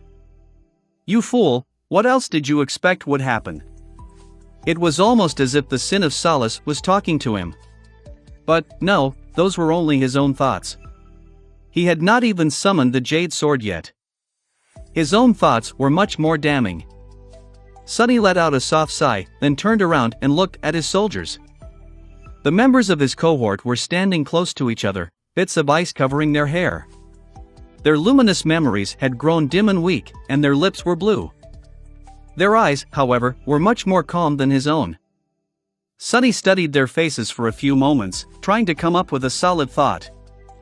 Eventually, he simply whispered, "I'm sorry." Bell smiled with the corner of his mouth, then slightly shook his head. That action alone seemed to take something out of him, and the swordsman swayed slightly. Samara reached out to support him, and he placed a hand on her shoulder, gripping it tightly. Dorn struggled a little and turned to face them. He gave his fellow awakened a warm nod, then kept looking at them without saying anything. Maybe he couldn't. Sonny remained motionless, watching. He watched them slowly grow still. And then, he watched as the spark of life was gradually extinguished inside them. Samara was first, and then Dorn. Bell was the last to go. Only when their shadows had turned lifeless and empty did Sonny allow himself to dissipate into the darkness, escaping the murderous cold. In the embrace of the shadows, the power of the winter beast was not nearly as overwhelming. It could still reach here, somehow, but in a weakened state. Sonny howled with sorrow and fury as he flew deeper into the blizzard. Even if everything was lost, he still wanted to try and reach the wretched abomination. Even if the cold was not as terrifying in the shadows, it was still there. And the closer Sonny got to the heart of the blizzard, the more annihilating the cold became. He still persisted forward, feeling his very soul freeze and start to grow still, dying, for a time. He almost made it. Eventually, though, Sonny had to turn back. He ran away. He ran away and hid himself, waiting for the snowstorm to pass. He survived. Chapter 1060, The Fall of Falcon Scott, 78. 1060 The Fall of Falcon Scott, 78. The winter beast came. And then, it left. The last citadel of humanity in the Antarctic center, Falcon Scott, had fallen to the chain of nightmares. The harrowing blizzard had swept through it, freezing the whole city solid and killing everyone inside. Sonny had heard that a long time ago, during the dark times, or maybe even before that, the whole of Antarctica was covered by ice. It had been a land of perpetual winter, cold, and snow. After the corrupted Titan wiped out the last human settlement and retreated back into the mountains, as if satisfied to be the sole sovereign of the region, the landscape looked just like that, again. The city was drowning in snow. The buildings emerged from it, encased in ice. Below the cliffs, a large swath of the ocean was frozen, as well. A gargantuan battleship was stuck in the ice, still anchored, the people aboard it all dead. Everyone was dead. Except for Sonny. His soldiers were dead. Millions of civilians were dead. Professor Abel was dead, too. But he was alive, and not even wounded. Sonny had remained in the shadows for a long time, only emerging from them after his essence almost ran dry. And now, he was digging a grave. The earth itself was frozen solid, so his task was not an easy one. He had to summon the sin of solace, and use the beautiful jade blade to dig. Sonny was standing in a shallow pit, deepening it. His movements were fast and purposeful. Angry tears were streaming down his face, turning into ice before falling to the ground. He was not alone, either. A vague shape that looked a lot like him was sitting on the edge of the pit, staring at him somberly. It had his voice, too. "Look at you go." Sonny gritted his teeth, ignoring the sin of solace. The cursed sword remained silent for a while, observing him. Eventually, it asked, "So, did you find it? Conviction? Or whatever it was you've been searching for?" Sonny spared the vague shape a glance, then continued digging. No, I didn't find crap." He wiped his face with an elbow. "Actually, that's not true. I did find something. I found out that I was right all along." Sonny plunged the sword into the frozen soil and laughed. Faith, calling, conviction, all those lofty words. It's all rubbish. It's all meaningless. People like Anvil of Valor and Kisong have conviction, and that conviction helps them achieve greatness. Well, where are they? What good did it do? Where the hell were they, huh? He lowered the sword and stared at the vague shape with fury in his eyes. Those great people go around playing with their great conviction, while little people like us suffer and lose our little lives. But what's wrong with having small dreams? All I ever wanted was to live a good life, and keep people I care about safe. What's wrong about that? Why do I have to have a great goal and soaring ambition to be allowed to exist? Sonny remained motionless for a moment, then returned to digging. I'll tell you why. It's because those bastards made it so. That's the world they have built. They can pursue their convictions and trample on millions in the process, because there's no one to hold them responsible. They can have their little wars while ignoring the death toll, no matter how much people die. Hate it. I hate it. Suddenly, he stopped, and then let out a small laugh. Effie, she was wrong. Well, I can't blame her, she doesn't know Nephi's as well as I do. From the outside, it might really look like Neph draws power from conviction. And she does, too.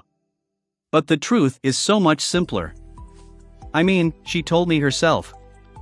Back on the Forgotten Shore, years ago, Sonny had asked Nephi why she wanted to destroy the spell. And her answer was very simple, indeed. Because I hate it. Because she hated it. She was going to destroy the spell because she wanted to, and she wanted to destroy the spell because she hated it. That was all. Sonny laughed again, then shook his head. Fool. I'm such a fool. The vague shape sitting on the edge of the grave grinned. Well, at least we agree on something. Sonny continued to dig, thinking back on the past months. He had not found conviction. But in a sense, he also did.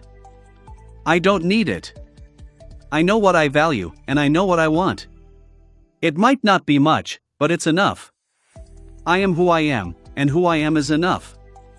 It's plenty. He looked at the vague shape, and made it disappear with a thought. Then, Sonny climbed out of the grave and looked at it. There were 3 graves beside that one. They all stared at Sonny like monuments to his failure. Slowly, he turned to the 4 corpses that lay on the ground a small distance away from the graves. After the winter beast left, he had returned to collect the bodies of Belle, Dorn, and Samara. Guide him to the academy. She had been there when he returned from the Forgotten Shore, in 1552. And then, not too far away, he had found the body of Master Jet, as well. Master Jet. Sonny couldn't quite comprehend the fact that she was dead. She had always been there for him. She had been the first person to meet him after the first nightmare, and the one to guide him to the academy. She had been there when he returned from the Forgotten Shore, and from the Kingdom of Hope, too. She had even helped him purchase his home. Soul Reaper had been his mentor, comrade, and friend. For him, she was synonymous with competence and power. And perseverance. If a girl from the outskirts could rise so high, then why couldn't he? And now, she was dead. Sunny couldn't believe it, but there was no denying it. Her lifeless body was right there in front of him, unmoving and still. Her beautiful blue eyes were now glassy and hollow. Her lips were never going to curve into a smile again. Soul Reaper Jet was gone. Sunny's heart was empty. Right. He remained motionless for a while, then walked over to Belle and carried him to the first grave. Then, silently, he repeated the same process with Samara and Dorn. Master Jet was the last, but he couldn't bring himself to approach her body for a long time. Eventually, though, it had to be done. Feeling as though he was dead himself, Sunny approached Jet's corpse, then leaned down to grab it. The corpse stared at him with glassy eyes, and said hoarsely, "Kindly unhand me." Sunny sighed. "Don't worry, Master Jet. I am going to bury you well. There are no nightmare creatures around, yet, but they will come eventually. You wouldn't want to be eaten, would you?" "I surely don't." The corpse remained silent for a few moments. "Have you lost your mind, Sunny? Put me the hell down." He nodded. Yes. I did lose my mind, a little." "That's true." The corpse of Soul Reaper Jet continued to stare at him. "I should probably close her eyes." "Do you need me to slap you again?" "Snap out of it, damn it." A small frown appeared on Sunny's face. Then, he suddenly dropped the corpse and flinched back, falling on his butt. What? Master Jet, you're alive?" The corpse remained motionless on the ground. After a short pause, it said in a dull, hoarse, corpsely voice, "No. I am dead." Sunny stared at it, dumbfounded. Suddenly, the corpse let out a grating, hissing sound. It was trying to laugh. "I've been dead this whole time. It's my flaw. You are dead. But as long as I keep killing things and absorbing their essence, I can at least maintain a semblance of life. If I don't, I'll be truly destroyed." She struggled to turn her head and looked at him with dead, glassy eyes. "That was the real reason I joined the government, all those years ago. I knew that I'd always have things to kill if I did. Now. Sunny, arg, damn it, can you help me sit up?" He slowly rose to his feet, took a few shaky steps forward, and pulled her up to a sitting position. Then, he blinked a couple of times and said, "So, that was why you told me that it's impossible for you to die in Antarctica? Because you were never alive, to begin with?" Soul Reaper struggled for a few moments, and then took a labored breath, the first one since he had found her in the snowfield outside the city. Yes. It was a figure of speech.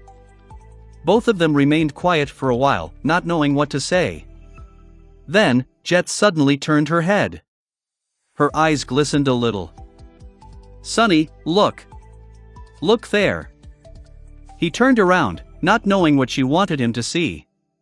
Nothing seemed to have changed. The graves, the snow, the frozen buildings of the destroyed city were all the same. However, far away, a thin line of pale lilac appeared above the horizon, breaking the rain of cold darkness. Soul Reaper tried to smile, but failed. The sun is rising. The night, it's over. End of Volume 5, Dread Night. The long night is over. And so is Volume 5 of Shadow Slave. I hope that you enjoyed this cold, dark adventure. As for me, I surely had a blast writing it. I'll take a day off and return with the first chapters of Volume 6 the day after tomorrow. Thank you and have a great day. Smiley face, Guilty 3 Chapter 1061, Dire Strait. Sunny, come here. I'll only kill you a little. Get the hell away from me, you demented zombie.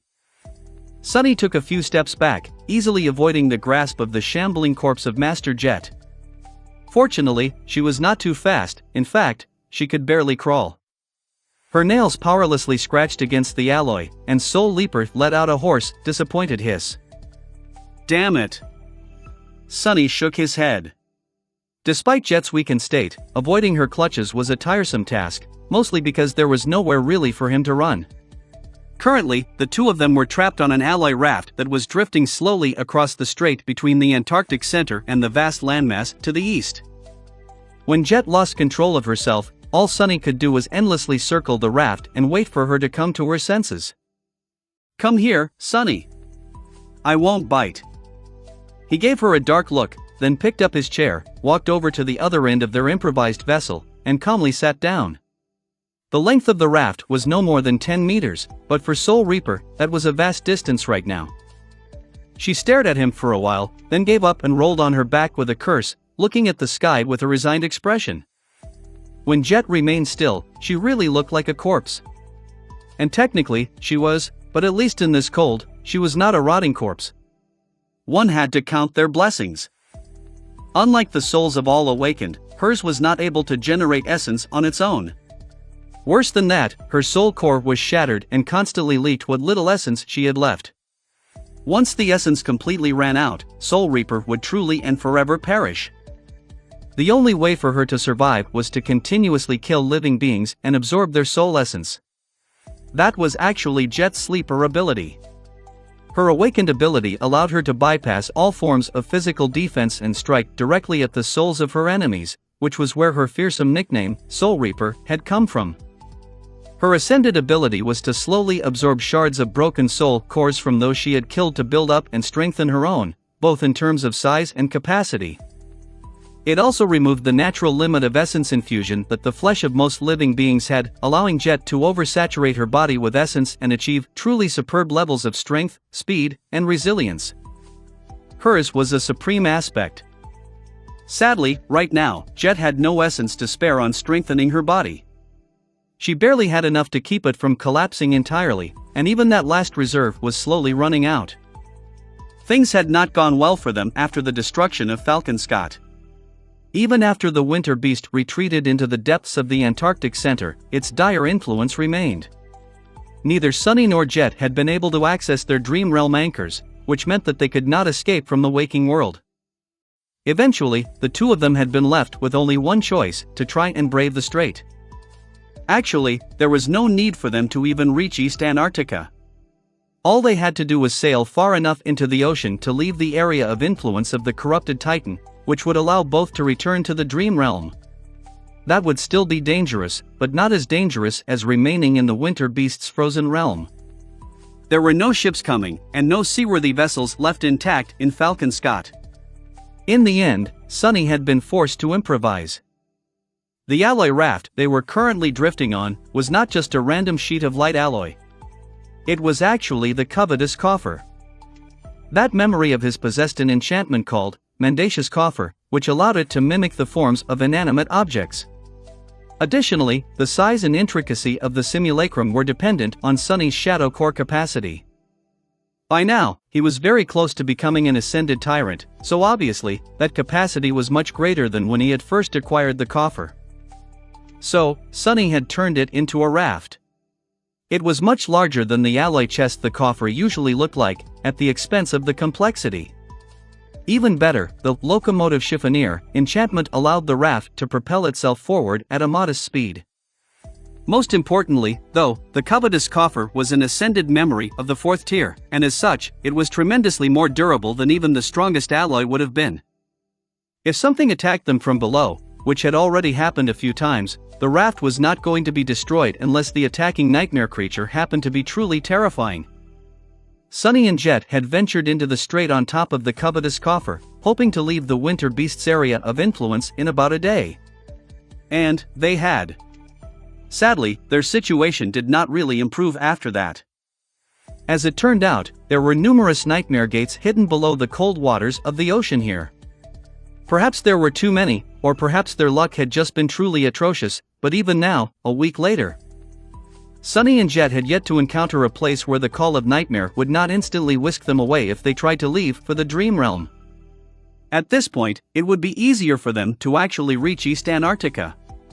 They had made it 2/3 of the way already. The mighty battleships of the government fleet were able to make the trip in a day or two, but the covetous coffer was much slower, so it was going to take them a few more days to make landfall. Sunny did not feel too much pressure. Saint was standing guard with Morgan's warbow in her hands, warding off most of the sea creatures. Sunny and Saint were capable of dealing with almost every normal threat. If something they could not deal with were to attack from the depths, he could use a combination of memories to take flight. If they were attacked in the skies, he could dive deep into the ocean. The only problem he had was that Jet would periodically lose her mind and half-heartedly try to kill him. Sitting in his luxurious chair, Sunny threw a look at Soul Reaper's unmoving corpse and sighed. Damnation, Chapter 1062, Gone Fishing. Sunny was not too worried about being able to reach East Antarctica. Unless something truly harrowing rose from the depths of the ocean to devour them, he was certain of his ability to either kill or escape it. However, he was worried about Jet. A week ago, she had been weak, but not nearly as weak as she was now.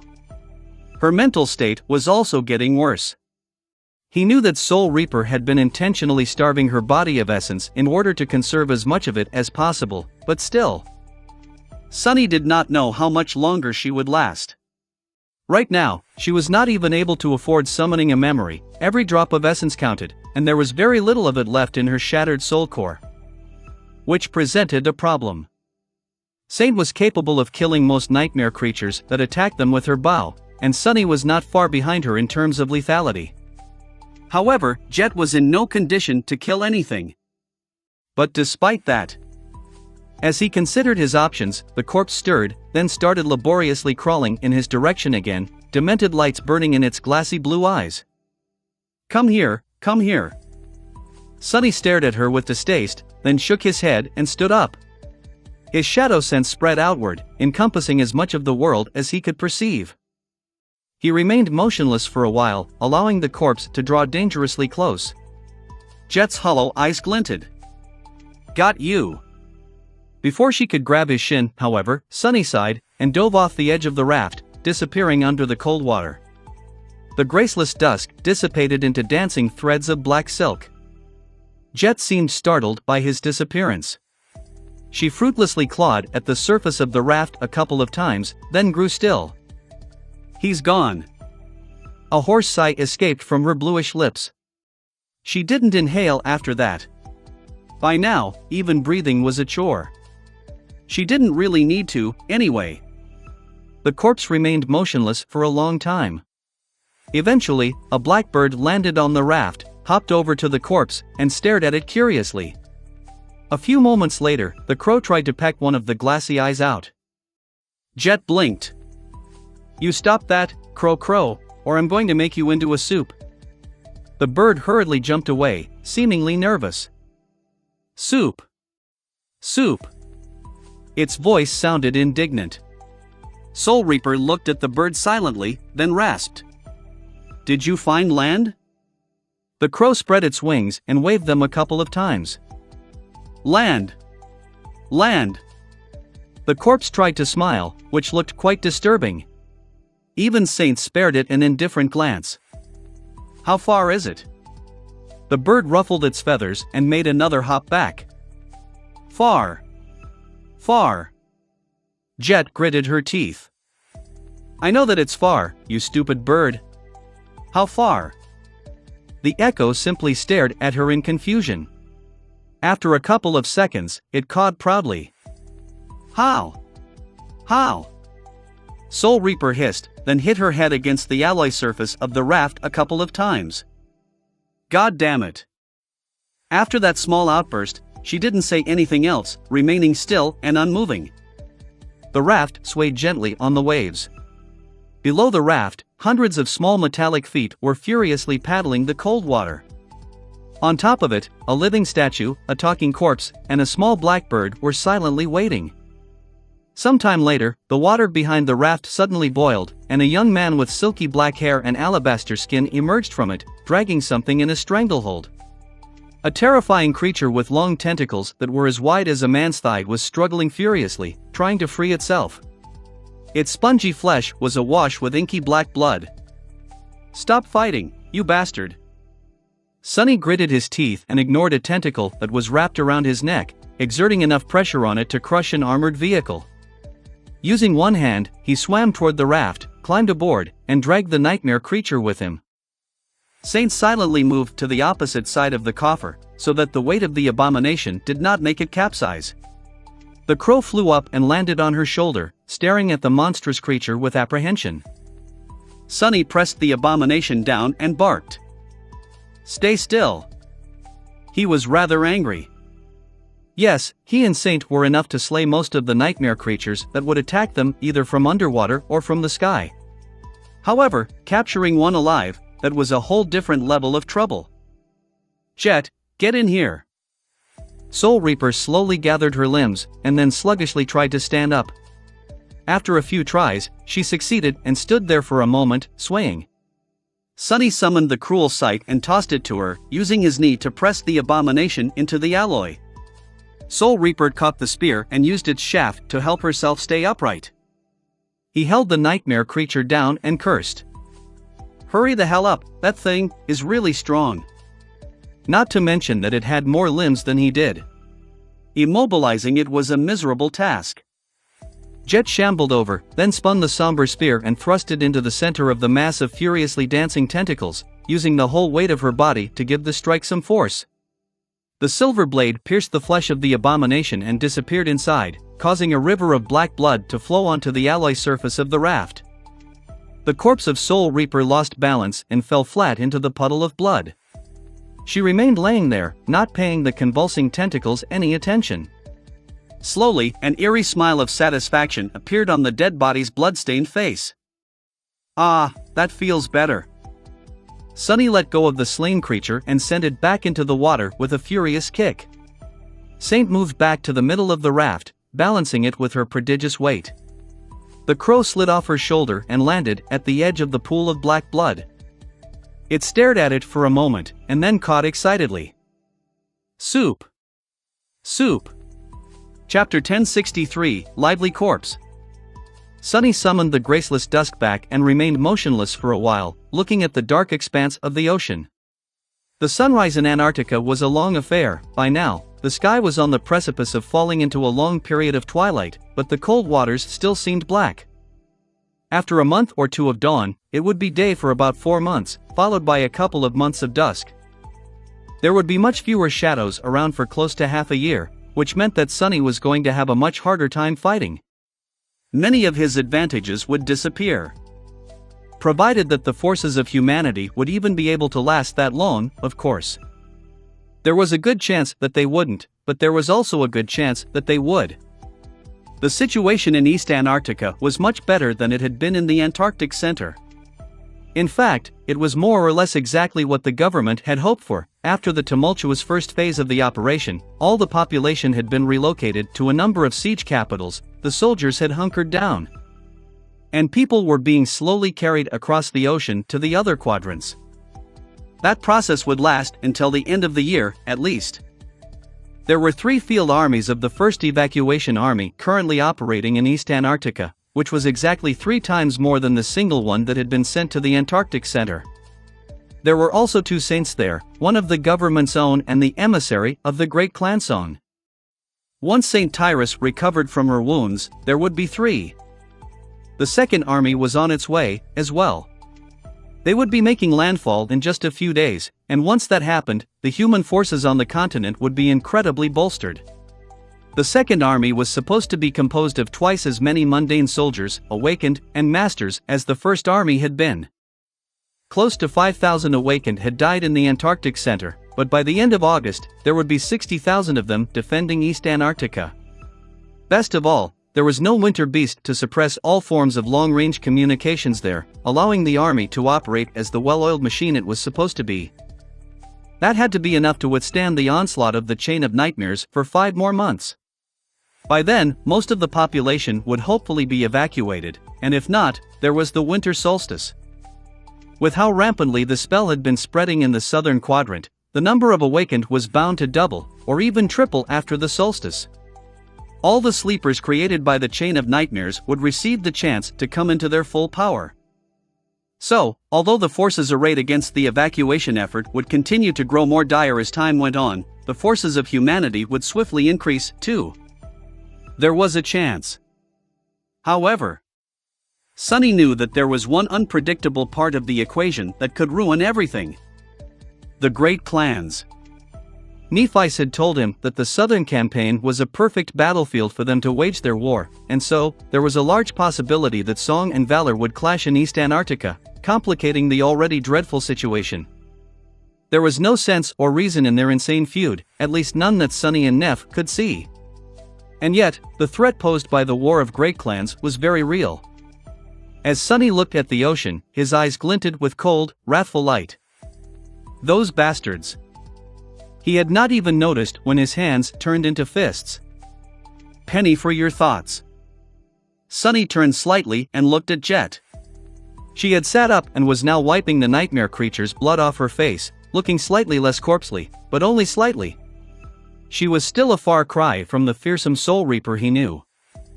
Sonny lingered for a moment, then said evenly, "Just thinking about the future." Jet studied him for a bit. "Really? Because you look like you're about to dive back into the water, this time to butcher a few abominations just for fun." She sighed, then said wistfully, "Why did you throw that one off the raft, anyway? We didn't even retrieve the soul shards." Sonny scoffed. "What do we need soul shards for? You can't use them, and neither can I." That thing, meanwhile, was flooding the whole place with its rotten blood. "We don't even have a rag to wipe it off." Indeed, soul shards were useless for both of them. Sonny needed shadow fragments, which could only be received by slaying enemies of equal or higher rank, while Soul Reaper could only replenish her essence and strengthen her core by killing living things. In the outside world, a single soul shard was worth a hefty sum of credits, but here on the raft, Sonny would have given 100 of them just for a mop. Well, maybe not 100. Sonny sighed, then returned to his chair and sat down. He was growing hungry, too. Jet stood up, shakily walked out of the puddle of blood, and lowered herself to the alloy surface of the raft. Her eyes had regained a hint of their usual iciness. She remained silent for a bit, then said hoarsely, "You've been in a dismal mood this whole time." Sonny looked at her with amusement.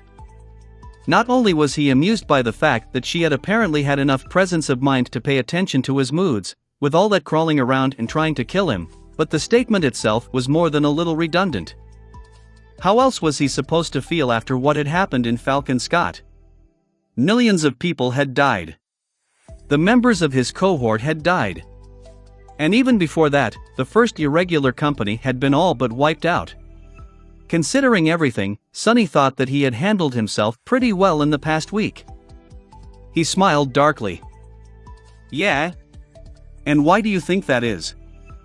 Jet sighed, then looked away. "Does it matter what I think? I understand, believe me, I do. In fact, I might just understand it better than you. But, Sonny, do you want me to be honest?" He stared at her silently, then shrugged. "I guess."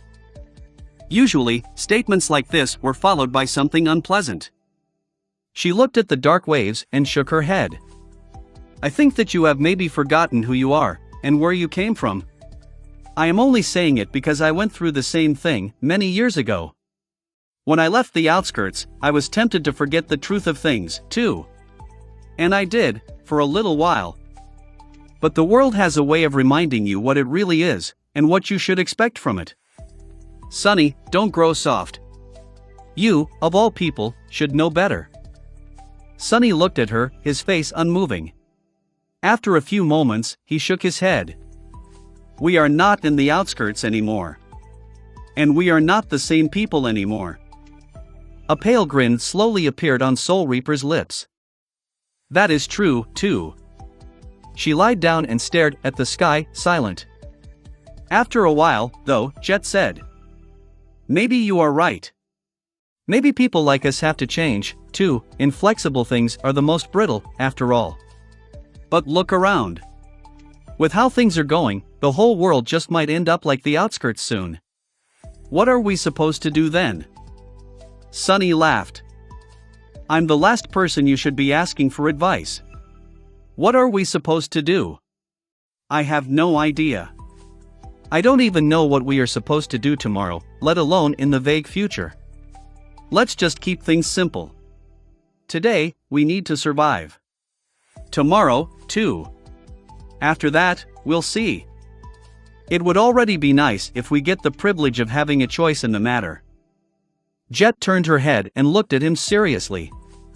Then, she said in a solemn tone, "I can't survive, though. I'm already dead." They stared at each other silently for a few moments, then both laughed. The raft continued to drift on the cold waves.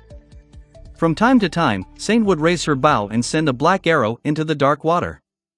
Every time she did, the spell would whisper into Sunny's ear, announcing a kill. Other times, he would have to dive into the ocean himself and help her deal with the attacking abominations. Shadow fragments slowly trickled into his soul. The next day, Sunny procured another nightmare creature for Jet to kill. And the day after that, one more. On the third day, her crow returned from its scouting trip much sooner than usual, announcing that it had seen land. Not long after that, they saw a dark line on the horizon. On the fourth day, the raft finally reached the inhospitable shore, and the two of them set foot on solid ground again. East Antarctica welcomed them with cold winds, dim twilight, and the familiar call of the whispering nightmare gates. Chapter 1064, East Antarctica. East Antarctica was many times larger than the Antarctic Center, both in terms of territory and population. Its landscape was also much more varied, with vast plains, long mountain chains, and numerous lakes that ranged from relatively small to those that were as large as seas. Somewhere out there, in that cold expanse, 21 siege capitals were currently enduring the onslaught of nightmare creatures. Each of them was comparable to Falcon in size, and there were close to 900 million people protected by their walls. Sunny was looking into the distance, feeling a bit uncomfortable. In front of him was a vast plain that stretched all the way to the horizon, covered in snow. It was littered by giant boulders that stood like solemn monuments to the ancient past, and cut by countless deep canyons. Here and there, hordes of abominations could be seen, flowing across the plain like dark rivers. After months spent in the mountainous Antarctic center, it was strange to be able to see that far. The world was broad and shrouded in dim twilight, looking quite surreal. Sunny felt exposed. What a bleak sight. It was still better than the poisoned wilderness of the other continents. He could freely breathe here, at least. There were also much fewer scars left by the destructive wars of the dark times here, although there were some. He could see the skeletal remains of massive war machines and the ruins of destroyed towns far in the distance, all covered with snow. With a sigh, Sunny turned around. Behind him was a slope leading to the ocean shore. Jet had just finished climbing the slope and stopped near him, breathing heavily. She still looked like a dead woman walking, but at least she was breathing again. That alone made her less unnerving. Soul Reaper remained silent for a few moments, then cursed quietly. "There are still gates near us." Indeed, the call was still too strong for them to escape into the dream realm. She studied the plain before looking at him. "Do you have a working communicator?" Sunny shifted awkwardly, then gestured to the graceless dusk. "This is a transcendent armor, you know. It has many wonderful enchantments. Sadly, one thing it doesn't have is pockets. I used to carry a few useful items inside a spatial storage memory, but those were all destroyed by the Heart of Darkness. So, no. I don't have a communicator on me." Indeed, the covetous coffer was more or less empty now. Sunny had spent most of his supplies during the escape to Falcon, and what little remained was then obliterated by the dark beetles. The only thing they had not been able to destroy were the spools of diamond thread from the ebony tower. Jet sighed. "Pity. Mine was frozen solid. We can't even contact Army Command, then. Sunny watched the distant hordes of nightmare creatures for a while. Well, then we just have to keep moving deeper inland until we find a safe spot to use our anchors. Soul Reaper grimaced, which looked quite frightening, considering her current state. She lingered for a few seconds, then shook her head. Moving inland, it won't be easy. This place is in a much better state than the Antarctic Center was, but that's just inside the siege capitals. Out here in the wilderness, the nightmare creatures still reign unopposed. You know better than anyone how hard it is to traverse an environment like this. Sunny smiled darkly. Luckily, we don't need to travel for 3,000 kilometers. And there are no civilians slowing us down. Hell, there's not even a murderous sea to flood the entire world every night. Come on, it's going to be like a picnic. He called, and a moment later, a Stygian black steed rose from the shadows. Nightmare snorted, ominous red flames burning in his eyes. The stallion's adamantine horns glinted dully in the bleak twilight of the early dawn. Sunny summoned the overpriced saddle and went about strapping it on the black courser. As he did, Jet looked at him with dead eyes. After a while, she suddenly said, "By the way, I never asked, but how the hell did you end up being mongrel? That doesn't make any sense." She paused, and then shook her head. Actually, scratch that. In retrospect, it makes too much sense. We even met once, when that gate manifested in NQSC. I feel embarrassed now. Sunny coughed. I just wanted to train peacefully in the dreamscape. Who knew people would make such a ruckus about me learning a few battle styles? This whole thing went out of control really fast. Ugh, believe it or not, I actually wanted to use the mongrel persona to stay under the radar. That plan, yeah, it failed spectacularly. Jet laughed, her voice sounding hoarse and disturbing. Stay under the radar? You call challenging Morgan of Valor staying under the radar? He winced. Well, I might have gotten a little greedy. Once or twice. But hey, at least I got a very good bow out of it. It's still my best ranged memory. Those Valor Forge masters really know what they're doing, huh? Soul Reaper shook her head. You're not too bad yourself, Sunny. I still can't believe that you can craft memories. Do you know how rare aspects that allow Awakened to create memories are? There are very few such Awakened outside of Valor, and even those usually only work for the powerful legacy clans. Sunny remained silent for a few moments. By that point, there was nothing really preventing him from sharing his insights into sorcery with Jet. They had already learned a lot of each other's secrets, so one more wasn't going to make a difference. But it would be a long conversation. If he explained that his ability to create and modify memories had not come from his aspect, but rather from an attribute, he would have to explain what Bloodweave was, which in turn would require him to explain much more. He didn't feel like it. The knowledge would not help Soul Reaper, anyway, or anyone else, for that matter. As far as Sunny knew, his ability to see and interact with Spellweave was unique. Instead, Sunny glanced at Jet and asked, "What's so special about that Morgan, anyway? How strong is she?" Soul Reaper sighed. Understand that there are masters, and then there are masters, Sunny. Legacies are trained from childhood to be monstrous fighters. And that's just those from lesser clans. Those from the great clans, well, you can imagine. Morgan is not just any member of Clan Valor, either. She is their princess. You should know by now who her father is. Sunny's face darkened. He finished dealing with the saddle and crossed his arms. What about you, then? Are you stronger than Morgan? Jet stared at him with her hollow, dead eyes. A corner of her mouth twitched upward. Me? Maybe, probably not. If we had to fight, I would most likely lose. Not because I am weaker, just because Morgan has the vast resources of Valor behind her. Memories, echoes, soul shards, you can't imagine how much power the great clans have hoarded over the decades. People like us don't have the same foundation.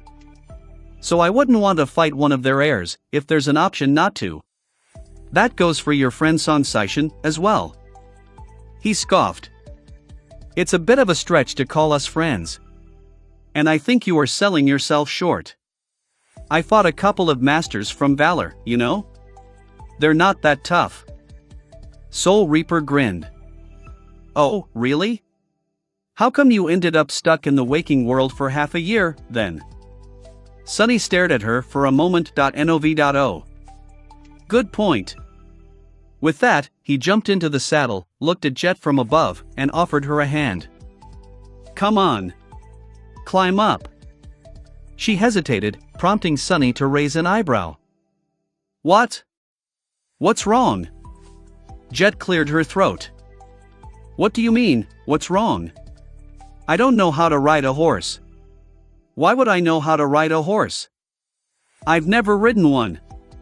I've never even seen one, before your echo. Sunny blinked a couple of times, then suddenly laughed. That laugh surprised him, because he had not thought himself capable of laughing after Falcon Scott. Gods, you don't need to ride anything. I'll control the horse, you just sit in front of me and don't fall off. I'm sure you can handle that much, at least. Jet sighed, then grabbed his hand and jumped up. Nightmare exhaled loudly through his nostrils, confused as to why a corpse was sitting on top of him. Shadow God was also the god of death, though, so the shadow steed must have been accustomed to such things happening. Or not. In any case, he would have to deal with it. Jet looked down nervously. Sunny, how fast is your horse, exactly? He smirked. Pretty fast. With that, Sunny sent Nightmare forward. Soul Reaper would have yelped, but she was still having trouble breathing. So, all she produced was a stifled hiss. The nightmarish steed carried a dead woman and a divine shadow as it raced across the snow-covered plain, moving deeper into the cold expanse of a doomed continent. Chapter 1065, Reaper. Nightmare was flying across the twilight plain, ignoring all obstacles. He cut through the snow, maneuvered between giant boulders, crested hills, and jumped across deep canyons, his steel hooves sending sparks flying from the weathered stone. The dark destrier was swift like a shadow, moving with innate grace and incredible speed. Sunny was sitting in the saddle, holding Jet. She was basically in his embrace. In the past, being so close to her would have made his blood boil, but right now, he did not feel anything. Not just because Soul Reaper was cold and lifeless like a corpse, but also because his heart was just as cold, and just as lifeless. He did not feel much of anything right now, except for deep, dark rancor. There was no time to, either. Sunny might have joked about how this journey would be akin to a picnic, but in truth, their situation was still dire. East Antarctica was teeming with nightmare creatures, and he was not conceited enough to think himself capable of slaughtering entire hordes of them. Sunny knew that he was strong, but he also knew the limitations of his strength. He had just been taught a bitter lesson on that topic by the winter beast, after all. Right now, his best friends were caution and speed. His shadows were scouting ahead, searching for nightmare creatures that lay in wait. Some he would avoid, some he would escape from by relying on how swift Nightmare was. Steering clear of the migrating hordes was not too hard, but the smaller swarms and solitary abominations were a challenge. Still, Sunny had not been forced to summon Saint yet, let alone enter battle himself. They traversed a good distance, then hid in a deep ravine, waiting for a large horde to move away. After the river of monsters was gone, Nightmare dashed forward once again. Rinse and repeat. Finding a safe spot to enter the dream realm was proving to be more difficult than he had thought. There were places where the pull of the call was not strong enough to disrupt their anchors, but all of them were crawling with the nightmare creatures. Slaying the abominations was not out of the question, but Sunny felt reluctant to create a lot of noise. Who knew what else would be attracted by the sounds of a battle? And so, further and further they went. Eventually, he had to admit that solving their problem was not going to be a fast affair. As such, Sunny had to change his tactics. He had not eaten in a long time, and Jet was losing essence. They had to hunt. Sunny spent some time finding a swarm of nightmare creatures that was sufficiently small and isolated. After that, he commanded Saint to put an arrow into each abomination and slow them down with the burden of peace, enchantment of the black bow. Then, Sunny set Soul Reaper on the beasts and watched from the shadows as she butchered them. Jet was still weak and low on essence. However, the creatures were merely awakened, and weighed down by the soul arrows on top of that. He was there to interfere should something go wrong, as well. Sunny was confident that his dead companion would be able to handle the swarm. And, indeed, she did. Nav Dodo. To conserve her essence, Jet shunned summoning any memories and attacked the abominations with her bare hands. However, as Sunny quickly found out, Soul Reaper was a terror to behold even while weakened and unarmed. When she struck the abominations, her hands simply passed through their flesh, directly shattering the soul cores. But more than that, Jet was already dead. Her body could still be damaged, and she would perish if it was entirely destroyed, but she was also not plagued by many of the weaknesses that most living beings shared. She could not bleed to death, but could ignore wounds that would cripple or kill any human. Jet was able to dismiss even the most severe internal injuries, continuing to fight without ever slowing down. Even if her lungs were crushed and her heart was pierced, she would simply continue to kill. Not even crushing Soul Reaper's skull would stop her. As long as she absorbed enough essence, her dead body would eventually heal, or rather, restore itself. Faced with such an unstoppable monster, even Sunny would feel a hint of dread. Good thing we're on the same side. In the end, it did not take long for Jet to slaughter the small swarm of awakened abominations. She killed them with her bare hands, regaining a little strength with each kill. Throughout all of this, her face remained unerringly calm, like that of someone focused on a boring chore. Then, a disturbing little smile appeared on it. Sunny was forced to remember his first conversation with Teacher Julius. Back then, the old man had called Jet a murderous savage and a psychopathic killer.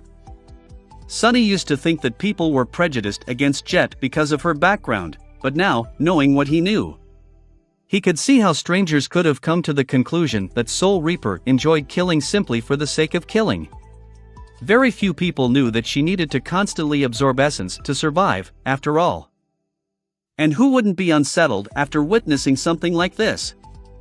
When the last of the nightmare creatures fell to the ground, Jet straightened and closed her eyes for a moment, exhaling with satisfaction. She looked like a fiend that had just crawled from the depths of hell, awash in blood, body riddled with ghastly wounds, and eerily beautiful despite all that. Shaking his head, Sunny emerged from the shadows and went about dressing down some of the abominations to collect meat. At the same time, Saint started salvaging soul shards. Jet remained motionless for a while, then looked at him. There was some vitality now in her eyes. She smiled and said, "What are we doing now?" Sunny looked at her somberly. "Now, go wash yourself. You might be dead, but I'm not. I can still smell things." Chapter 1066, Faithful Imitation. Sometime later, they were hidden in a small cave at the bottom of a deep canyon, sitting in front of a fire. A piece of monster meat was roasting on it, filling the cave with a delicious smell. Sunny was a bit sullen, because it had taken all his knowledge of wilderness survival to make the small fire. Snowy reaches of Antarctica were not exactly the best place to search for fuel.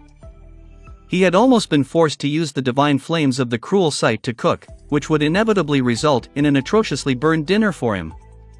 Currently, Sunny was passing time by trying to play a simple melody on a flute made of emerald bone. Kai would have probably become ill if exposed to his musical talent, but Jet didn't seem to mind. She stared at the fire, flames reflecting in her icy blue eyes. After a while, she suddenly said, "I can smell things too, you know. When I am sufficiently full of essence. My aspect might only give me a semblance of life, but it's a faithful imitation." Sunny lowered the emerald flute and looked at her gloomily. "What I'm hearing is that you want to rob me of some of this meat? Right?" Jet lingered for a moment, then grinned. "Right. That was exactly what I meant. I am hungry, too." He sighed, then hung more meat above the fire. "Should have just said so. Gods, what is up with me always ending up with gluttonous women? It just never ends." Sunny turned the meat over. After a while, following a whim, he asked, "How did you end up with such a wicked flaw, anyway? I thought mine was bad, but if I survived the first nightmare only to be killed by the spell during the assessment, I would have been pretty upset. He really did not understand how it would work. Jet laid down, staring at the stone roof of the cave. She sighed, then shrugged slightly. No, it wasn't during the assessment. Actually, I did not survive the first nightmare. I was young, and weak, and frightened. And so, I died. Soul Reaper turned her head and looked at him across the fire. But I didn't remain completely dead. I crawled out of the grave, somehow, and finished the trial. I guess the role I played in the nightmare, or maybe my innate attribute, created the possibility of something like that happening. It had to be an infinitely small possibility, though, because the spell seemed rather impressed with the result. Otherwise, it wouldn't have given me a supreme aspect. Sunny did not answer, considering what he heard. It made sense, he had also made something nearly impossible happen during the first nightmare. If he had not been sent into the body of a temple slave, Shadow God would not have responded to his unintentional call. And if he did not have the fated attribute, he would have never unwittingly climbed on that altar, most likely. Many things had come together to create the possibility. He had been the one to grasp it, though. Anyone else would have failed. Sunny looked at Jet silently, thinking about her flaw. What would happen if he gave her Weaver's mask? Would she come back to life? In his heart, he knew the answer. After learning about Weaver, the spell, and the vicissitudes of fate, Sunny developed an intuition about these things. Jet would indeed come back to life, but her soul would remain shattered. And like all living beings with broken souls, she would instantly die. This time, forever. Her cruel flaw, mockingly, was the only thing that allowed her to exist. What about his own flaw? Sunny tried to imagine the life he would have had if not for the inability to lie. Would it have been easier? Would it have been harder? He would not have become enslaved, that was for sure. But he also would have never gotten close to other people, choosing to lie and manipulate them instead of trusting them, out of fear of being rejected and betrayed. And for that reason, he would have probably died a long time ago. Or at least turned into something ugly and twisted. Was that the lesson he was supposed to learn? Weaver, you hypocrite. Weren't you yourself the master of lies? Sunny shook his head and concentrated on not burning the meat. These philosophical questions were a waste of time. He would still choose to get rid of his flaw in an instant, if he could. Jet sighed, breaking the silence. Actually, learning my flaw was not the hardest part. The hardest part was surviving the time between the nightmare and the solstice. As you can imagine, it's not easy for a sleeper to find things to kill before entering the dream realm. I ended up having to ask for help, and asking for help ended up costing me a lot. Sunny shifted slightly. Who did you ask, NOV/O/? She chuckled. Who do you think? Just like you, I've been invited to the academy after becoming a sleeper. And just like you, I've been asked for the details of my aspect, on a voluntary basis, of course. But what would an ignorant kid from the outskirts know? I told them everything, and from that moment, they had a wonderful leash to keep me on. Jet remained silent for a few moments. That is fine, though. Even without it, I would have chosen the same. I'm happy with how things turned out. Still. She grew quiet, and then added wistfully. It would have been nice to have had more of a choice. Sunny did not speak for a while. Eventually, he said. Yeah. I would have been nice. With that, he judged that the meat was ready and took it off the fire. Here, your dinner is ready. They concentrated on the food, content to be safe for the moment, with something tasty to eat. Sunny could vividly remember the times when eating anything, let alone actual meat, had been a cause for celebration. Jet could, too. Those times were gone, and no matter how complicated and hard their lives had become. Sitting in a damp cave located in the depths of a dying continent, Sunny stared at the fire and thought. I guess it's an improvement, chapter 1067, with your shield. Soon, Sunny and Jet continued their journey. the landscape of East Antarctica remained the same, and so did the dangers they faced. The two of them traveled across the desolate plain, sometimes avoiding the nightmare creatures, sometimes engaging in short and furious battles. Sonny felt a little bit numb, and was glad to have a task to focus on. With all his attention concentrated on keeping them alive, he had no time for unnecessary thoughts, which suited him just fine. Jet, meanwhile, was slowly recovering her powers. The more abominations she killed, the less like a corpse she looked. At some point, she allowed herself to summon a few memories, and was now wearing a light suit of armor that was made of black, lusterless leather. Now that she wielded a weapon, her lethality had soared, too. NOV/O/. For Sonny, it was fascinating to watch Jet slowly come back to life. Her eyes were once again the familiar icy blue, her movements becoming as swift, murderous, and purposeful as they had been before. This was the fearsome Soul Reaper he knew. She might not have reached her peak condition yet, but she did not resemble a shambling corpse anymore, either.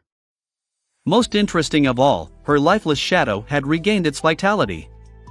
By now, he would have never suspected that the person in front of him was not actually alive.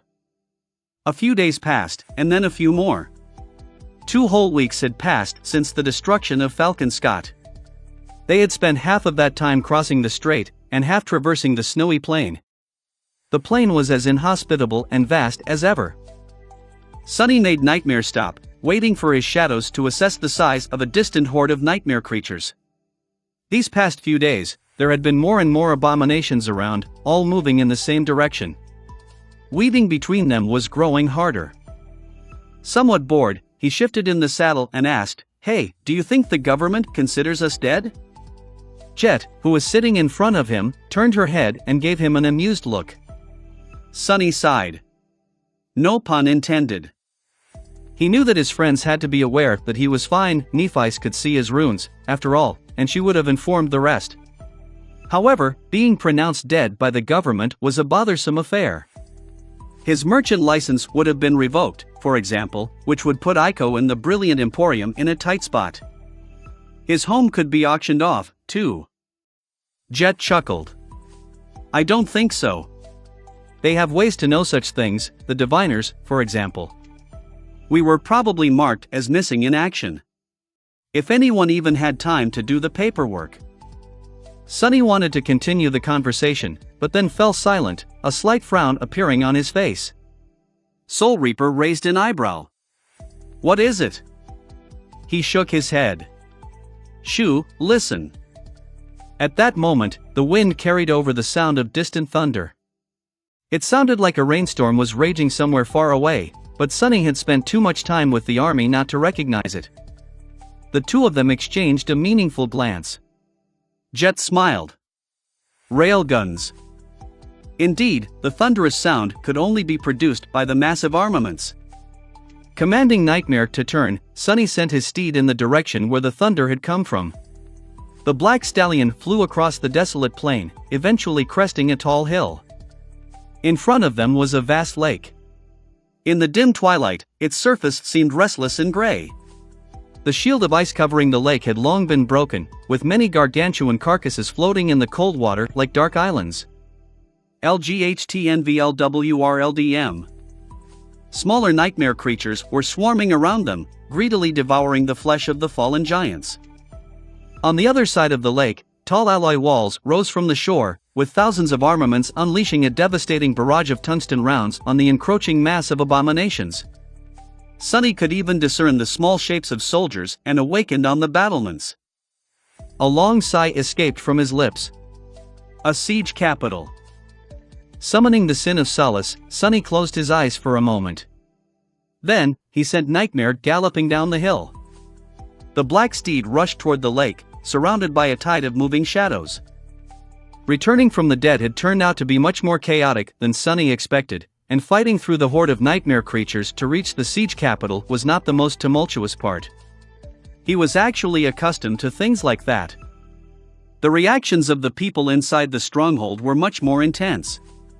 At first, the commander of the city defenses seemed polite but unfriendly. After all, the sudden appearance of two ascended outside the walls during a fierce battle had put a lot of pressure on him. Fields of fire had to be rearranged, a safe corridor created, perhaps his soldiers would even have to sortie to protect the unexpected guests. However, the latter measure had not been needed. Sonny fought his own way to the wall, and then scaled it himself. And when the master in charge learned that the two ascended had come from the Antarctic Center, his demeanor completely changed. Falcon Scott? But. The man stared at them with wide eyes for a moment. Then, something akin to joyous pride ignited in them. Sonny did not really know what the master was feeling so proud about, but at least the unfriendliness immediately disappeared. Gods, great! This is great! I need to inform the— no, wait. Are you guys wounded? Do you need medical attention? Crap, what am I saying? Wait, Antarctic Center. Then you are Soul Reaper Jet? Ascended Jet, ma'am, of course, you would make it. The news about the annihilation of the Antarctic Center Field Army must have already spread through the quadrant, so the sudden appearance of two ascended survivors had an explosive effect.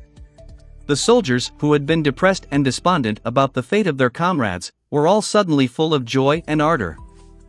It was as though their own siblings had returned alive from beyond the grave. Sonny had not experienced being stared at so intently even when masquerading as mongrel. The two of them were promptly brought to the local government headquarters and showered with attention, especially Jet.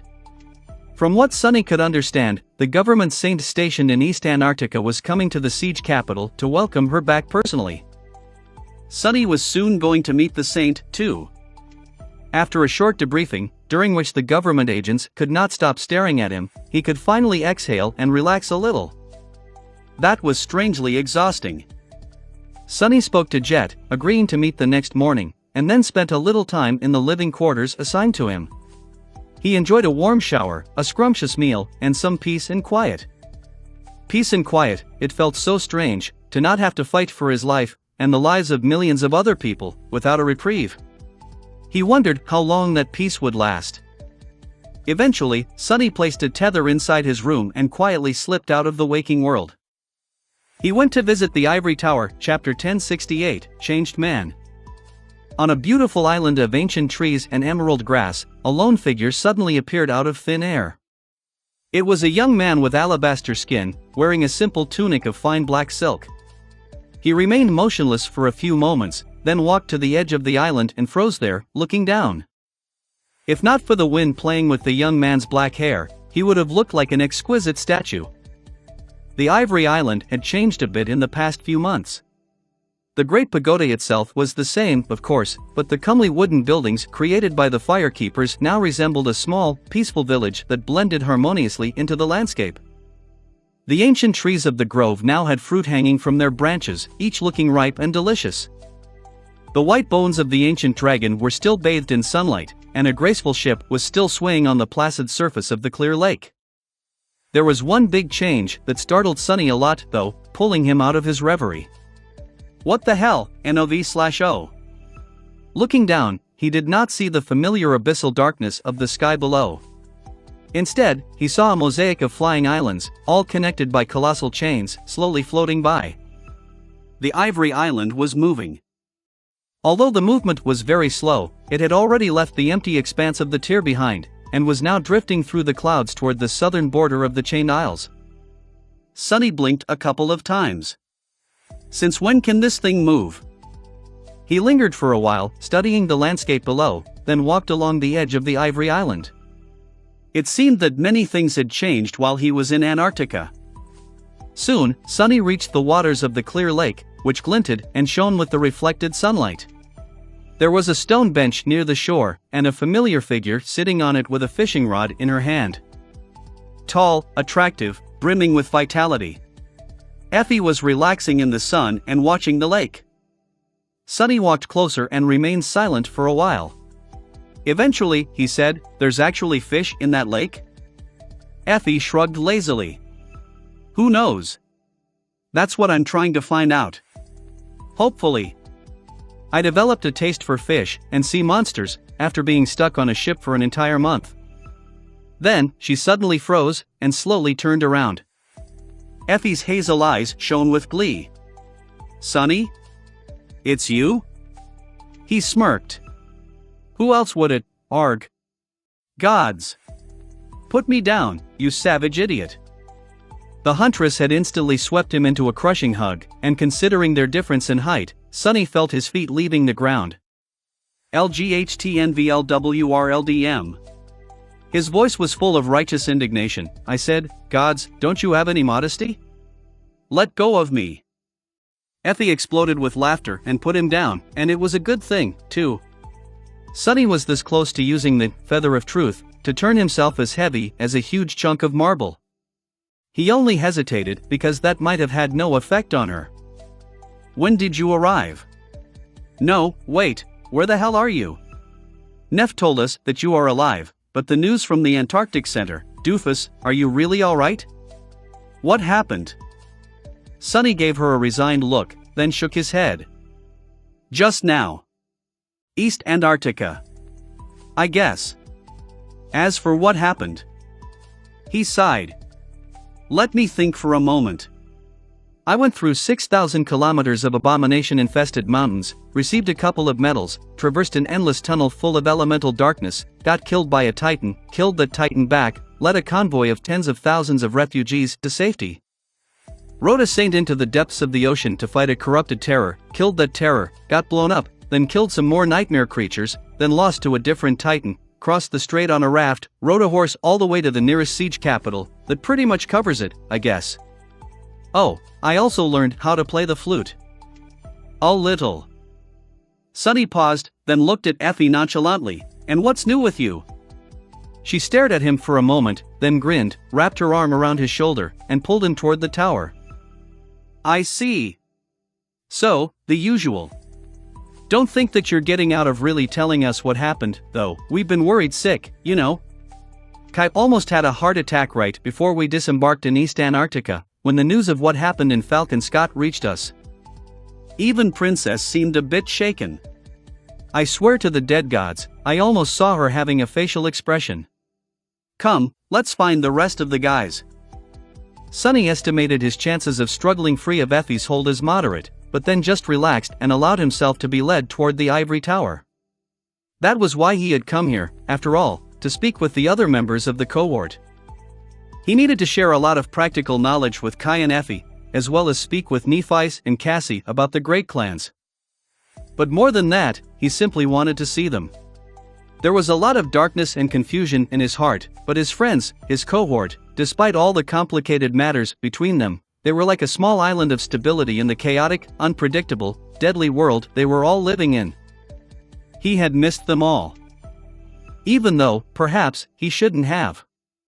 The 4 months Sonny had spent in Antarctica changed a lot of things, making some seem unimportant, and some more significant than they used to be. He shook his head. Fine, fine. I'm coming. Can you let me go now? Sonny sighed. At least she did not joke about the graceless dusk. At that moment, Effie gave him a mischievous look. Doofus, I couldn't help but notice, what a nice dress you have.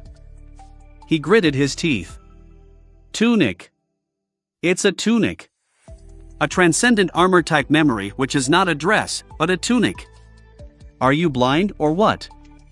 Chapter 1069, Secrets of the Island.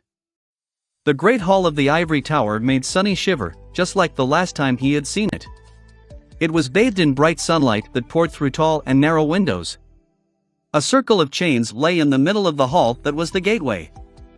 There was no one here, but Effie pulled Sonny to a staircase that led to the underground level of the tower. Its roots were deep, seemingly reaching into the very heart of the island. That stairwell spiraled along the outer wall of the pagoda, and there was a tapestry of beautiful carvings on the ivory stone. The carvings told the stories of the golden age of the Kingdom of Hope, long before it had been destroyed by the Lord of Light. Wait. I don't think there was a way down before? Was it hidden? Confused, Sonny silently followed Effie. Eventually, the two of them reached a vast circular chamber at the bottom of the stairwell. Sonny had never been here before, but expected it to be similar to the lowest level of the Ebony Tower, and indeed, it was. However, it was also entirely different. The duplicate tower created by Nether was full of darkness, and there was a ghastly mountain of discarded mannequins occupying the center of its underground level. This chamber, however, was suffused with light. There was a vast and inconceivably complicated runic circle carved into the floor of the chamber, and within it. Sunny stared, not even noticing the two people studying the circle. His body shivered slightly. Is that? Floating in the air at the center of the chamber was a rough, radiant crystal. It was larger than Sunny, and gave him a feeling of sublime, awesome, indescribable power. The crystal was like a miniature sun, flooding the underground hall with soft light. Reality itself seemed to ripple and shine around it. It was like nothing Sunny had ever seen. A familiar voice answered, pulling him out of his astonishment. Yes. From what we can tell, this is a divine soul shard. Sunny slowly turned his head and looked at Cassie, who was sitting in front of the runic circle, surrounded by notebooks, etchings, and writing implements. LGHTNVLV.com. She was wearing simple jeans and a white t-shirt, her pale gold hair gathered in a messy knot bun. Sunny lingered for a moment, not knowing what to say. A divine. At that moment, however, a different voice interrupted him. Sunny. He looked up, only now noticing Kai, who was hovering high above the runic circle, near the tall ceiling of the chamber. The archer was already descending, and with considerable speed, at that. Oh, no. Before Sunny could react, he was subjected to another hug. Gods, Sunny. You had us all worried. He gently struggled out of Kai's embrace and met his friend's blinding smile with a pale one of his own. Ah, sorry. I guess I'm just a worrisome person. I only died once in the past couple of months, though, so you needn't have worried. Then, Sunny looked past the startled archer, stared at the radiant crystal, and took a deep breath. Anyone wants to explain to me what is going on? Cassie stood up, sighed, and massaged her knees. Then, she gave him a soft smile. I am glad that you are back too, Sunny. With that she took a few steps back and gestured to the floor of the circular chamber. Take a look at that. He looked down, only now paying attention to the runic circle carved into the white stone. The weave of runes was vast, complicated, and possessed a disturbing familiarity. Sunny frowned. What is that sickening feeling? Then, he mentally scaled the runes up many times their size and tilted his head a little. The runes were very similar in style and shape to those of the Red Colosseum. Just looking at them reminded him of the harrowing months he had spent in the cage below the arena. Hope's sorcery? Cassie nodded. Indeed. We continued to explore the tower after you left, and eventually unlocked the path to this chamber. Our reaction was more or less the same as yours. Cassie shook her head. The Ivory Island holds more secrets than we thought. Well, Nephi's will probably be able to explain it better. In any case, we quickly realized that these runes resembled the ones you had encountered in the ancient theater, so the Firekeepers went on an expedition to the western edges of the Chained Isles. The Red Colosseum has long turned into a ruin, and was teeming with all kinds of dreadful nightmare creatures. It took some effort to eradicate them and clear the floor of the arena. A ruin? Good. Kai nodded. Effie and I couldn't participate, because we were tied up settling into our roles in the Second Army. However, since Cassie returned, I've been helping her study the runic circle from time to time. A high vantage point helps see it in its entirety, and so on. We've made a little progress, even. Mostly because Cassie had spent a lot of time with Noctis and learned many things, especially about that flying ship of his. She nodded. Yes. In fact, I suspect that the enchantments of the ship were derived from some of Desire's creations. There are many similarities. So, after months of study and comparisons, we managed to decipher a tiny portion of the circle. It is not much, but it did allow us to access one of the island's hidden functions. Sunny just stared at her silently for a few moments. Then, he said, "Is that why the island is moving?" Cassie nodded with a small smile. Indeed. We are now able to move the ivory island, albeit very slowly. He hesitated for a bit, then shook his head. Am I the only one who was freaked out by a damned divine soul shard? It's divine. Where did Hope get a divine soul shard? Effie glanced at the radiant crystal and shrugged. There were only 6 gods, but there were plenty of creatures of the divine rank, the former mistress of this tower included. Sometimes they fought side by side, sometimes they fought against each other. Well, of course they did. Considering how terrifying this demon of desire was, is it so surprising that she had a divine soul shard or 2? In fact, I am kind of disappointed that we didn't find way more incredible treasures in her basement. Makes sense, though, the damned dragon must have cleaned it all out ages ago. She glanced up, in the direction where the bones of Seberax were wrapped around the Great Pagoda. Kai's face darkened a little. He sighed. Why are we talking about this stuff, anyway? Sunny is finally back. He has to be sick of military rations. Let's go, guys. I bet dinner is almost ready. Sunny gave him a long look. Mind if I stay and drool at that shard a bit longer? I mean, it's a divine soul shard.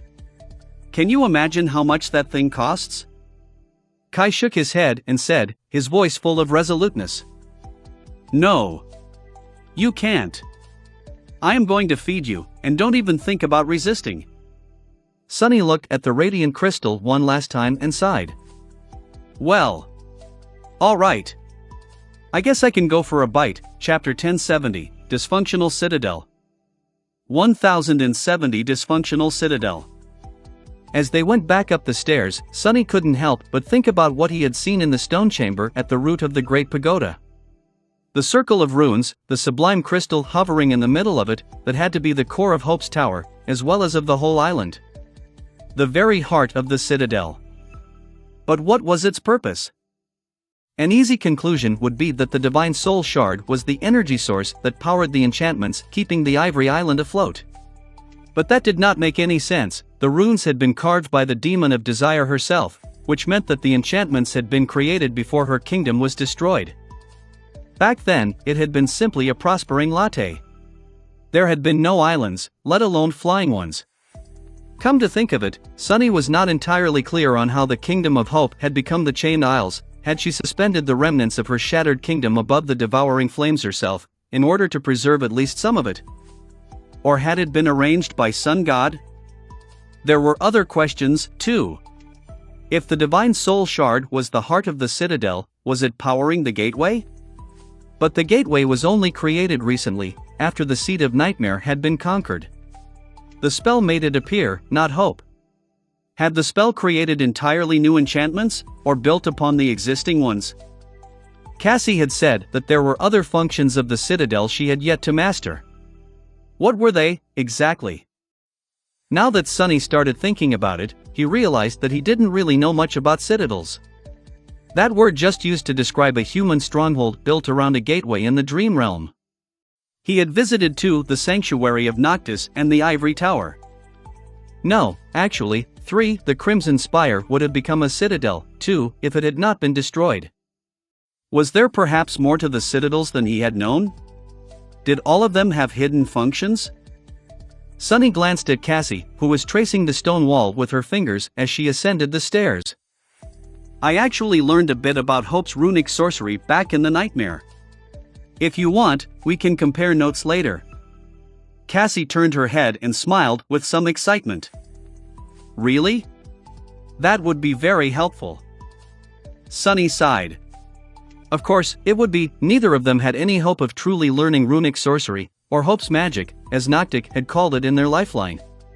However, learning how to decipher and use already existing enchantments was not out of the question. After all, a person could swing a sword without knowing how to forge it. Runic sorcery was different from weaving, but perhaps just as ingenious. In the primordial era of the Dream Realm, mortals had only known one type of sorcery, the sorcery of names. They were capable of invoking the true names of things to wield great power, but speaking those names aloud was often an impossible task. Hope, however, had invented the concept of writing and gifted it to humans. With the knowledge of writing, humans learned how to transcribe true names and did not need to speak them aloud anymore. More tighten that, the names could be bound to material objects through writing, thus granting the invocations permanence, and could also be shaped into songs and phrases. However, it was still all based on the knowledge of true names. Without knowing the meaning of the name, transcribing it would have no effect. And there was no way for either Sunny or Cassie to learn that in less than a few centuries. They were both mortals, after all. So, all they could do was use runic enchantments left behind by someone far more powerful and knowledgeable. Sunny shook his head slightly, wondering what secrets the ivory tower held. They made their way back to the first level, and then went higher. In the past, the firekeepers had made their home on the upper levels of the ivory tower, but now it was empty. The awakened following Nephi and Cassie had moved to the wooden village outside.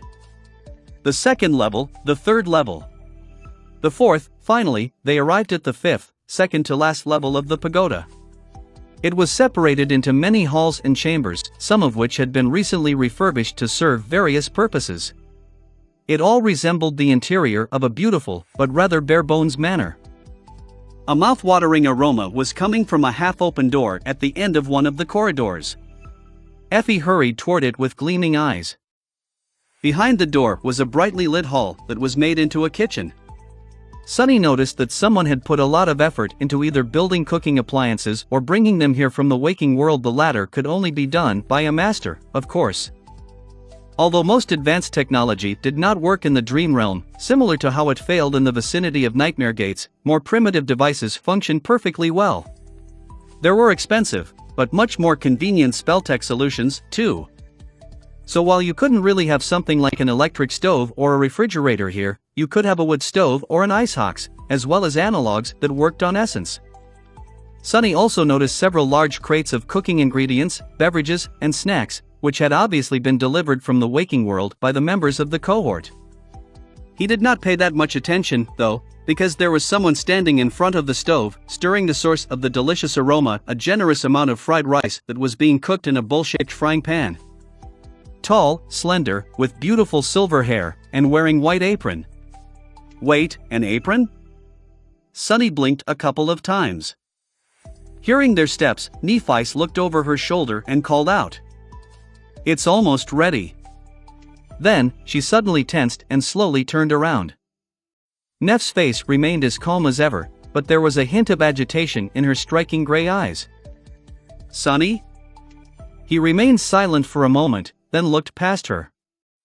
"Sure. You better turn around, though. Don't burn our dinner." Chapter 1071, Familiar Role. 1071 Familiar Role. Nephi stared at Sunny for a couple moments, then briefly glanced at her apron and quietly cleared her throat. "Right." She turned around and got back to stirring the rice. A couple seconds later, Sight added without looking back, "You'll have to wait for a couple more minutes. And, welcome back, Sunny. Did you make it out of the Antarctic Center all right?" Sunny wondered how much Changing Star knew about the situation in the southern quadrant as he followed Cassie, Effie, and Kai to sit behind a dining table. Settling on a wooden chair, which was far inferior to his own shadow chair, he sighed. "I wouldn't call it all right. But yes, I made it out. I'm already inside a siege capital in East Antarctica."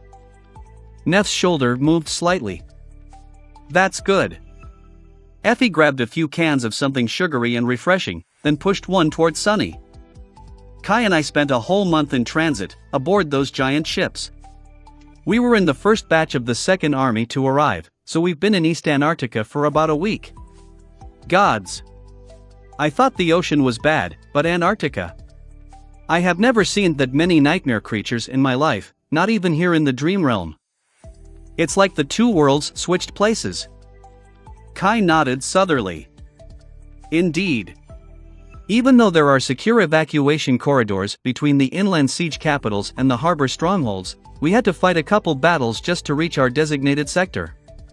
Luckily, there were no casualties. The Second Army was twice the size of the First Army, so it was going to take 2 trips for the naval convoys to bring all of it to the southern quadrant. Both Effie and Kai were in the first wave of reinforcements, which was why they had made landfall around the time Sunny himself reached East Antarctica. Sunny looked at them, wondering. East Antarctica was a large place, and it was not a given that their paths would cross until the end of the operation. He really hoped that they would, though. Effie shook her head. Enough about us. What happened to you? You look a bit different. Sunny. He did indeed look slightly different because of the marble shell. However, Sunny knew that that was not what Effie meant. He sighed and took a sip from the cart she had given him. Well, as you know, I was assigned to the 1st Irregular Company. In the first month after our contingent of the army made it to the Antarctic Center, things were more or less fine.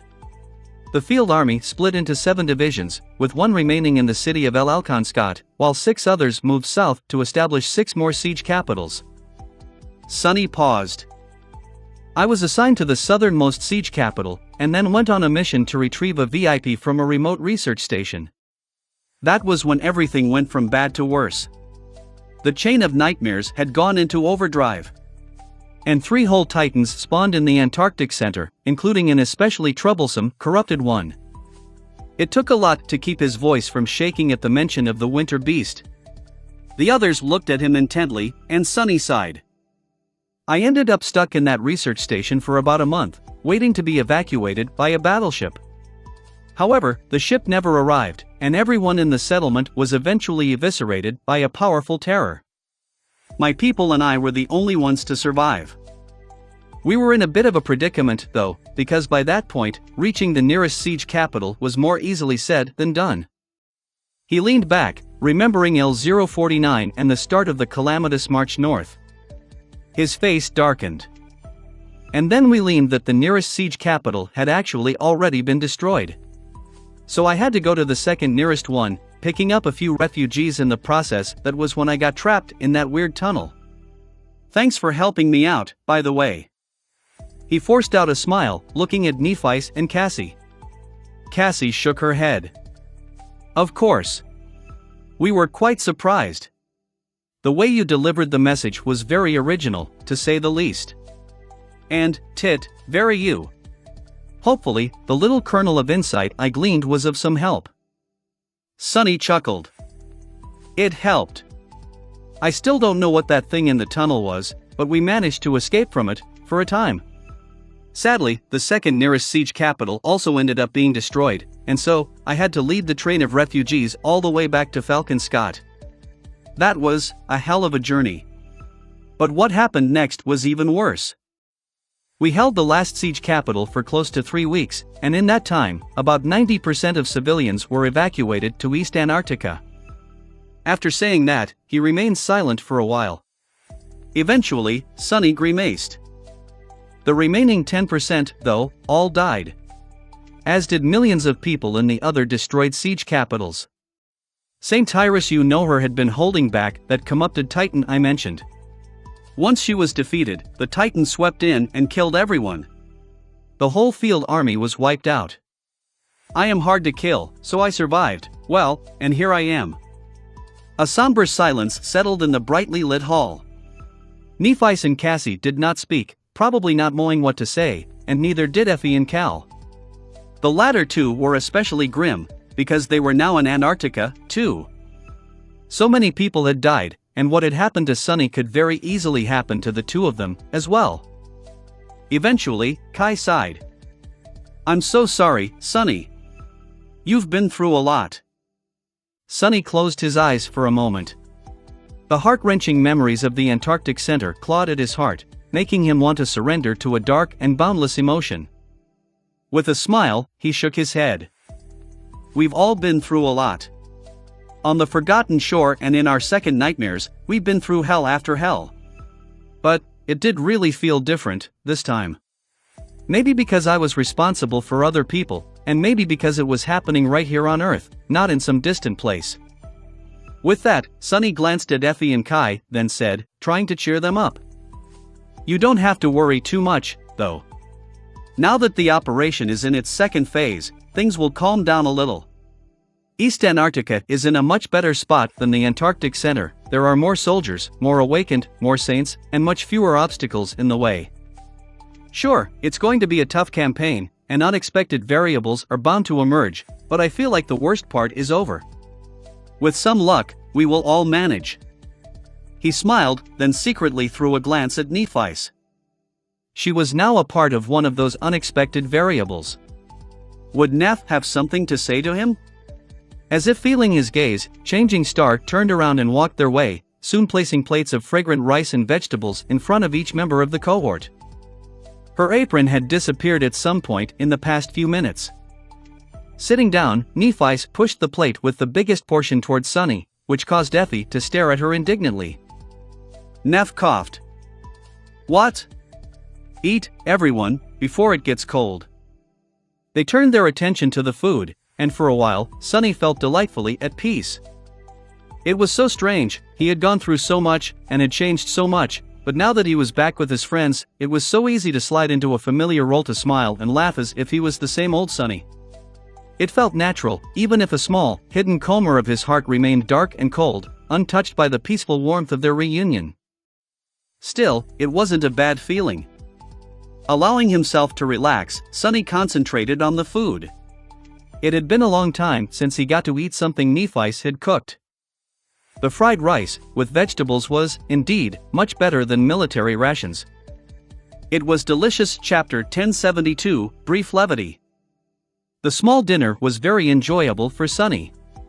In fact, after being under crushing pressure for pretty much the entire past 4 months, this sudden moment of levity made him feel like he was on the verge of melting into a puddle of jelly. It was as though the outer edges of his being had been turned into a harsh, rigid shell by the immense strain of the disastrous war, and now that the shell suddenly disappeared, he could not quite remember how to keep himself together without it. Still, he managed. The 5 of them ate and chatted relaxedly, sharing small details about their lives in recent months. Sunny especially had a lot to say. All of them were experienced combatants, but he now possessed precious knowledge of the intricacies of the type of war Effie and Kai would soon be exposed to. The southern campaign was different from the usual tribulations Awakened faced in the Dream Realm. The terrain was different, the climate was different, even the cycle of day and night was different. More importantly, the forces arranged against them were different, as were the forces on their side.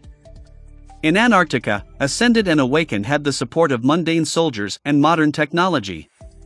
Sunny had learned a tremendous amount of lessons about how to bring the two together, in no small part because he had commanded a mixed force of Awakened and Mundanes in conditions so desperate that anything less than perfect cohesion would have meant certain death. Unlike him, who had been a part of a small and exceedingly elite unit, both Kai and Effie were placed in command of large detachments consisting of rank-and-file soldiers.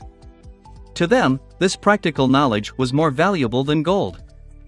Small things like using fire resistance enchantments to increase the tactical flexibility of MWP flamethrowers, efficiently triaging mundane soldiers that had been infected by the spell, managing the ammo consumption of the vehicle turrets in relation to the essence consumption of the Awakened, and 1,000 more things like this could only be learned through experience, or being taught by someone with such experience. Of course, his friends were bright people and immensely talented warriors. In time, they would have reached the same conclusions, but that time could very well cost many lives. That was why Sunny was in a hurry to share his hard-won expertise. The only problem was that actually going over everything was bound to take way more time than they had, so, at some point, he simply used the Blessing of Dusk, enchantment of the Graceless Dusk, to establish a mental connection and share his insights in a more direct fashion. Needless to say, his sudden ability to transmit thoughts telepathically startled his friends greatly. Effie flinched, almost falling from her chair, and looked at him with wide eyes. "Ah! What the hell, Sunny? You're in my head." Sunny paused, suddenly realizing that he should have probably warned them before establishing the connection. He chuckled awkwardly. "Oh, sorry, I should have explained first. One of the enchantments of my tunic, it's a tunic, you troglodyte, allows me to establish a mental link with other living beings.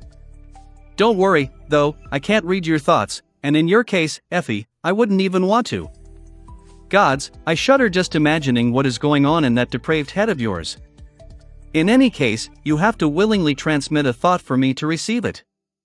Imagine it as thinking out loud. She hesitated for a few moments, then instantly sent over a mental image that made Sonny spit out his drink and glare at her with murder in his eyes. Effie grinned, then waved a hand. All right. I get it. What a great enchantment. With the help of the blessing of dusk, the conversation flowed much faster. Eventually, though, both Kai and Effie had to leave. They had just arrived at their assigned siege capital, after all. So there was a lot for them to do. In fact, days like this, when all five could freely gather in the dream realm together, were bound to be rare until the Antarctica operation was over. Cassie excused herself, too, returning to the root chamber of the tower to continue studying the runic circle. Sonny and Nephi were left alone in the sunlit hall. He hesitated. Throughout the dinner, Sonny had avoided speaking about the matters that gnawed on him, the war between the great clans and their plans for Antarctica. In fact, he felt reluctant to start that conversation even now. However, he had already learned the unpleasant lesson of what happened when he postponed important conversations until the last possible moment. Sonny's relaxed expression slowly changed to one of grim sharpness. Looking at Nephi, he leaned back a little and asked, "You told me before that valor and song would most likely turn the southern quadrant into their private battlefield. How sure are you of it now, after 4 months?" Neff lingered for a while, her beautiful gray eyes clear and calm. Then, she said, "I am pretty sure. In fact, it has already been set in stone." Sonny let out a resentful sigh. Damn them! He gritted his teeth, staring into the distance with a harsh expression. Suddenly, the shadows in the corners of the hall seemed much darker. This is insanity. Sonny shook his head, feeling a strong desire to break something. This is pure madness, Neff. I've been told that the great clans have long given up on the waking world. Standing aside and watching the lives of hundreds of millions of people be destroyed is already unforgivable. But coming to mess things up even further is just beyond all reason. I just don't understand. Changing Star looked at him evenly. Then, a strange, joyless smile slowly appeared on her face. I can help you with that. Sonny frowned. What exactly do you mean? Nephi sighed, then looked away. You've done a lot in the past 4 months, Sonny. Cassie and I might not have gone through as much as you have, but we haven't been idle, either.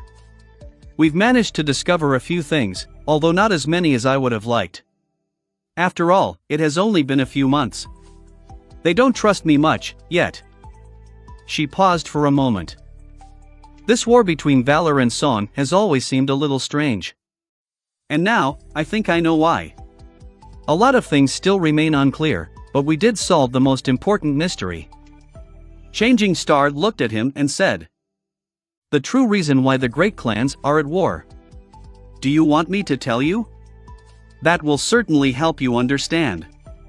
Chapter 1073, The Fourth Step. 1073 The Fourth Step. Sonny remained silent for a while, looking at Nephi with a somber expression. Eventually, a dark smile appeared on his face.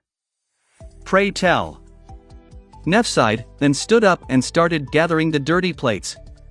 Her movements were calm and unhurried, as if they had not been discussing matters that could very well decide the fate of the whole world. Help me do the dishes?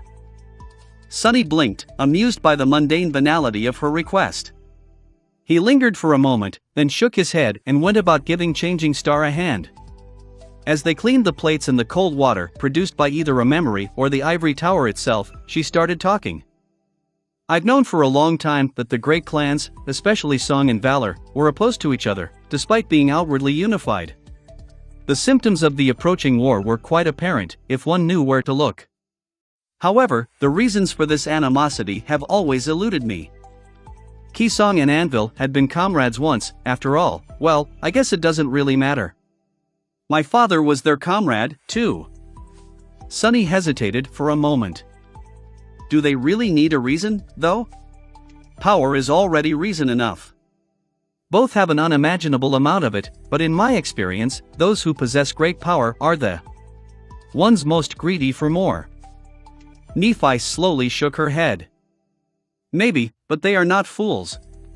This war of theirs is too ill-timed, too destructive. The great clans stand to lose more from it than they would gain. There are other powers to consider, too, the House of Night, for example. Even the government, or Asterion, wherever he might be, if both song and valor are weakened by the clash, the lesser threats might very well swoop in to finish off the victor. She paused for a bit. So, I suspected there had to be something else at play. And as it turns out, there is, although I only learned of it recently. I still don't know why the hostility between the two great clans has suddenly escalated so much now. Of all the times it could have, now seems like a terrible time to go to war, however. I think I do know the true source of their conflict. Sonny glanced at her, consumed by tense anticipation. It felt as though he was about to learn a great secret, one that would finally let him see the full picture clearly, or at least show him the way to the truth. Very few people in the world could have uncovered this mystery, but Changing Star herself had infiltrated one of the great clans, while Cassie was helping her. Like Volcam. And now, he was going to benefit from their effort. Sonny remained silent, waiting. Nephi calmly wiped the last plate, put it on the drying rack, and turned to him. White sparks ignited in her eyes. It has to do with the sovereigns, and their domains. He raised an eyebrow. Domains? I've heard a few people use that word. However, I still don't know what it means. Nephi nodded, then headed toward the stairs to the 6th, highest level of the tower. Come. If you want. Sonny gave her a dark look. Then followed. As they ascended the stairs, Neff spoke. To people who know about the existence of the sovereigns, domains are synonymous with their rule. So, one might say that they belong to a domain, meaning that they serve one of the supremes. However, there is a deeper secret here. As I found out, domains are not just an abstract concept, in fact, they are very real. A domain is an extension of a sovereign's aspect. Sonny stared at her silently. He had suspected as much, Hilt never had any proof. More than that, he had no idea what that statement actually implied. So it is an ability, like the transformation ability that the saints possess? One that affects an area, perhaps? Neff frowned. Not exactly. Once a transcendent becomes a supreme, they do unlock another ability, one that is tremendously powerful, at that. You might call it a supreme, ultimate, or pinnacle ability, I guess. But a domain is something separate from the supreme ability. It is another innate function of the aspect, just like controlling soul essence or accessing the soul sea is a natural progression of one's ability to express their power. She lingered for a moment. Within their domain, a sovereign's is nearly invincible. Mind you, I don't know everything about it just yet. I've just gleaned bits and pieces of information where I could. The point is, each step of the path of ascension, as well as of the path of corruption, has its own meaning. The first path is the ascent toward divinity, while the second is the descent into profanity. They reached the 6th level, which, just like the first, only encompassed one spacious hall. This one was smaller than the great chamber where Hope had once been chained, and suffused with bright sunlight. It was empty and Spartan, with only a few pieces of wooden furniture and a bed occupying small section of the vast stone floor, the white curtains of the bed's canopy billowing in the wind. Apparently, this was where Nephi herself lived. She led Sonny to one of the 4 large balconies and stopped there, looking at the breathtaking vista of the boundless blue sky.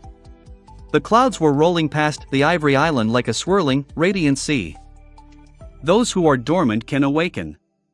After that, some rise above the mundane and take the first step toward the divine, becoming ascended. Others descend into the abyss of corruption and become fallen. That is the meaning of the second step, rise or fall. The essence of the third step is transformation. Ascended truly transcend their mundane origin, becoming transcendent. Fallen become corrupted by the dark abyss, and are thus called corrupted. Sunny looked at her and frowned. Awakening, ascension, transformation. What about the fourth step, then? What about the great and the supreme? Nephi met his gaze, her cold gray eyes shining with the reflected sunlight. The essence of the fourth step is authority. I guess a god has to be a god of something, or someone. At the fourth step, the sovereigns start to coalesce their domains. And that, I think, is much more important than all other forms of power they possess. I think only the domain can pave the way for a supreme to take the next step on the path of ascension and become sacred. Chapter 1074, Authority. Sunny looked down at the rolling sea of clouds. He was considering Neff's words.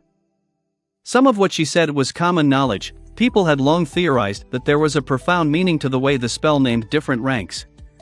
Ascended were called ascended because they had risen above their human nature. Transcendent were called transcendent because they had broken past it, assuming some traits of the divine. The Supremes, then, took another step toward godhood, and that step seemed to be tied to authority. It made sense, really. Because that progression was similar to how nightmare creatures grew in class. The tyrants were all about rule and authority, too. However, there was something in what Nephi had told him that caught Sunny's attention. He glanced at her and asked, "Did you say start to coalesce their domains?" That word meant much more than one would think. If there was a start, there also had to be an end. Much more importantly, it hinted that a domain was not something that Supremes simply gained. There was a process to it. Neff smiled. Indeed, you caught on to the very heart of the issue. The domains are not set in stone. As all other forms of power, they can change and be changed. Simply put, a domain can grow. In fact, I suspect that it must grow for a supreme to realize his or her potential. And, therefore, a domain can also be diminished. Sunny's eyes gleamed. He was starting to understand. I see. I see now, of course. It makes so much sense. He looked at her intently, the shadows around him growing darker. And how exactly do domains grow? Changing Star lingered for a moment, then turned to look at the sky. Well, it is hard to say. All domains are unique, after all, just like all aspects are unique. However, there are some common things that all of them most likely share. So, I would say that there are two ways. One is the natural way. That was how the ancient people of the Dream Realm spread their authority and built their domains. Sunny slowly nodded. People like Noctis and Otto of the Nine had also been awakened. However, he knew very little about how they reached higher ranks of power. There had been no nightmares in the ancient past, nor had there been the spell. The spell! Nephi noticed the look of realization on his face and nodded. Yes.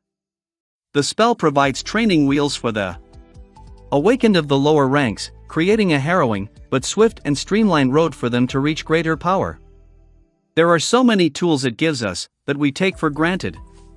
So why wouldn't it provide assistance to the sovereigns, as well? The spell has created a straightforward way for the Supremes to expand their domains. She took a step back and placed her hand on the ivory wall of the Great Pagoda.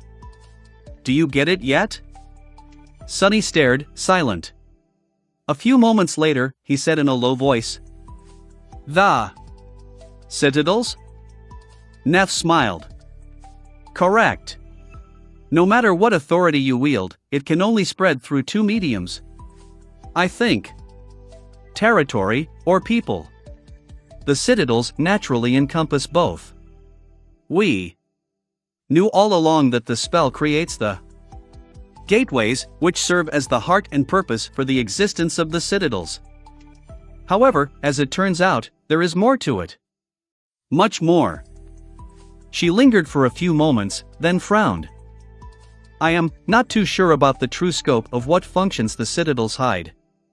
What I do know, however, is that we have not found out what this binding entails exactly, but I think it is safe to say that if a saint serves a sovereign and takes control of a citadel, the sovereign's domain expands. Changing Star hesitated. It also seems that not all citadels are created equal. There are some that are very special, and much more desirable, like Bastion, or Ravenheart. Or this island. It is not a coincidence that each of the great clans had fought to conquer one of the locations marked on the map you found in the Ebony Tower. Sunny looked at her sharply, considering the implications. Bastion, Ravenheart, the Ivory Tower, from what he knew, each of these places had served as the stronghold of one of the demons. The House of Night was in possession of the fourth one. The fifth was located in the utterly lethal Hollow Mountains, which Clan Valor had nevertheless put a lot of effort into exploring, disregarding the danger.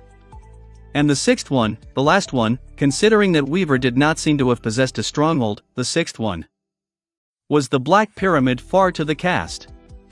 The pyramid that seemed to be somehow tied to the Chain of Nightmares. Sunny took a deep breath. So, what exactly are you trying to say? Nephi shook her head. Isn't it obvious? Both Anvil of Valor and Kisong need to expand their spheres of influence to perfect their domains. However, there are only so many human citadels to go around. Which means that two domains, or at least these particular two domains, can't coexist. For one to be perfected, it has to swallow the other. She grew quiet for a moment, and then said somberly. That is the true reason for the war between their clans. Sunny looked away, an ugly grimace contorting his face. A sense of dark, vicious anger was smoldering in his heart. Neff sighed. Antarctica will be the first major battlefield of this war, but it won't be the last. Most of it will trap her in the dream realm after both sides deliver their strikes. But the first act is also the most important. If one of the clans manages to gain momentum in the southern quadrant, their advantage might very well snowball into an unstoppable avalanche. So, their clash in Antarctica will be extremely fierce and bloody. In fact, Anvil is sending his own daughter there. Morgan will lead Valor forces in the southern quadrant. That alone shows how serious his intentions are. Changing Star studied the clear skies, then turned to Sunny and said, her voice even. So, now, do you understand? Chapter 1075, Know the Enemy. 1075 Know the Enemy. Sunny remained silent for a while, responding only when the pressure of the flaw started to turn into scaring. Pain. Yeah. I think I understand. Many things became clearer now. Finally, he knew more about the sovereigns and the power they wielded. Awakened, masters, and saints, all of them were bestowed with great strength, but that strength was of a personal kind. Supremes were, without doubt, even more fearsome warriors. However, their true advantage lay in their authority. He was not too certain about what exactly a domain did. Even Nephi did not know the details, after all, but understood the concept. A domain was a physical manifestation of a sovereign's aspect, a territory where their rule was supreme. And that manifestation, while representing their personal strength, relied on external factors to exist and grow. Authority, influence, power over someone, and not just yourself. All of these things were conveniently intertwined in the form of citadels, which the spell created. Citadels. Sunny looked down, as if trying to pierce the ivory tower with his gaze. Then, he sighed. There were still a lot of unanswered questions. On the surface, the intention of the sovereign seemed obvious, well, with the exception of Asterion, who was the most mysterious of the three. They had established their domains in the unique citadels that had once belonged to the demons, and then slowly expanded their rule, uplifting loyal ascended to sainthood. And eliminating those transcendent who refused to swear fealty to them, thus failing to become the vessels of their domains. The only two exceptions were the House of Night and, to a much lesser extent, the government. Both were convenient to have around and fulfilled a necessary function. The seat of power of the great clan Night, on top of that, was located in the deadly waters of the Storm Sea. Launching an invasion into their territory was a dire task. But what about Professor Abel's theory? Indeed, something did not add up. If Anvil of Valor and Kisong were so obsessed with perfecting their domains, then why were they suppressing the emergence of saints? LGHTNVLVM. The more transcendence there were, the more human citadels there would be in the dream realm, and the more territory they would be able to conquer. Come to think of it, if they really had no choice but to wage war on each other, then why had they waited for 2 decades to start it? Why were they only attempting the conquest now? Why had they waited for the chain of nightmares to descend upon the southern quadrant? Sunny frowned, then glanced at Nephi's. I feel like we are still missing a key piece of information. This timing, it's just too strange. And hateful. Of course, there was a possibility that all of it was just a coincidence.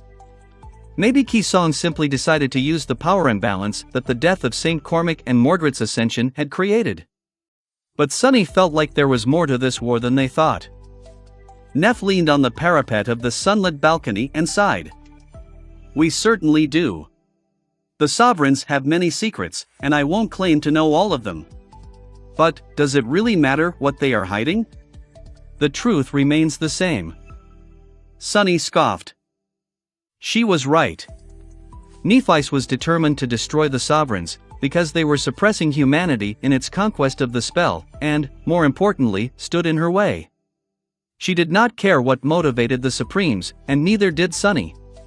He hated them all the same. Valor and Song deserved each other, as far as he was concerned. But Antarctica was about to be swept up in their treasonous strife, and that, he could not allow to happen. Look at you go. Do you even hear yourself? Who are you to defy the great clans? Do you imagine yourself to be someone capable of stopping them? You're definitely not. Sure, you have some power, but in the grand scheme of things, you're just a bug. A single master, no matter how strong, is only capable enough to be an expendable pawn. Sunny gritted his teeth.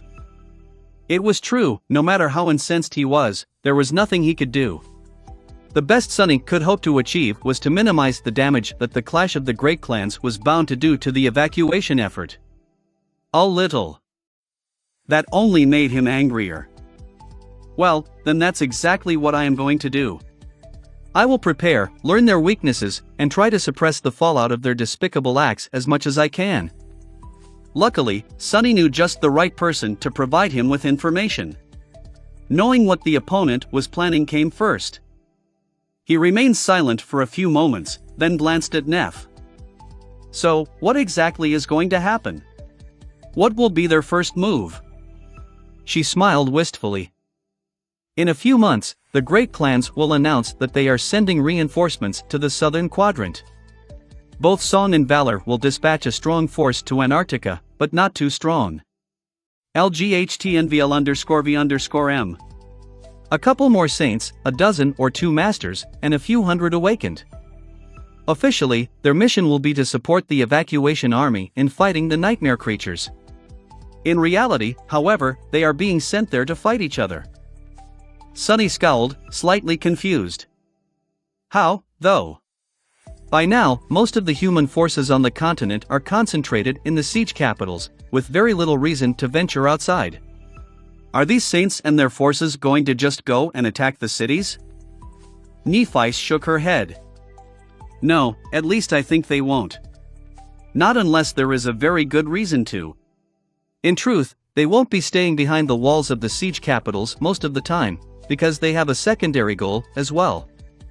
One that requires going outside and attacking the nightmare creatures.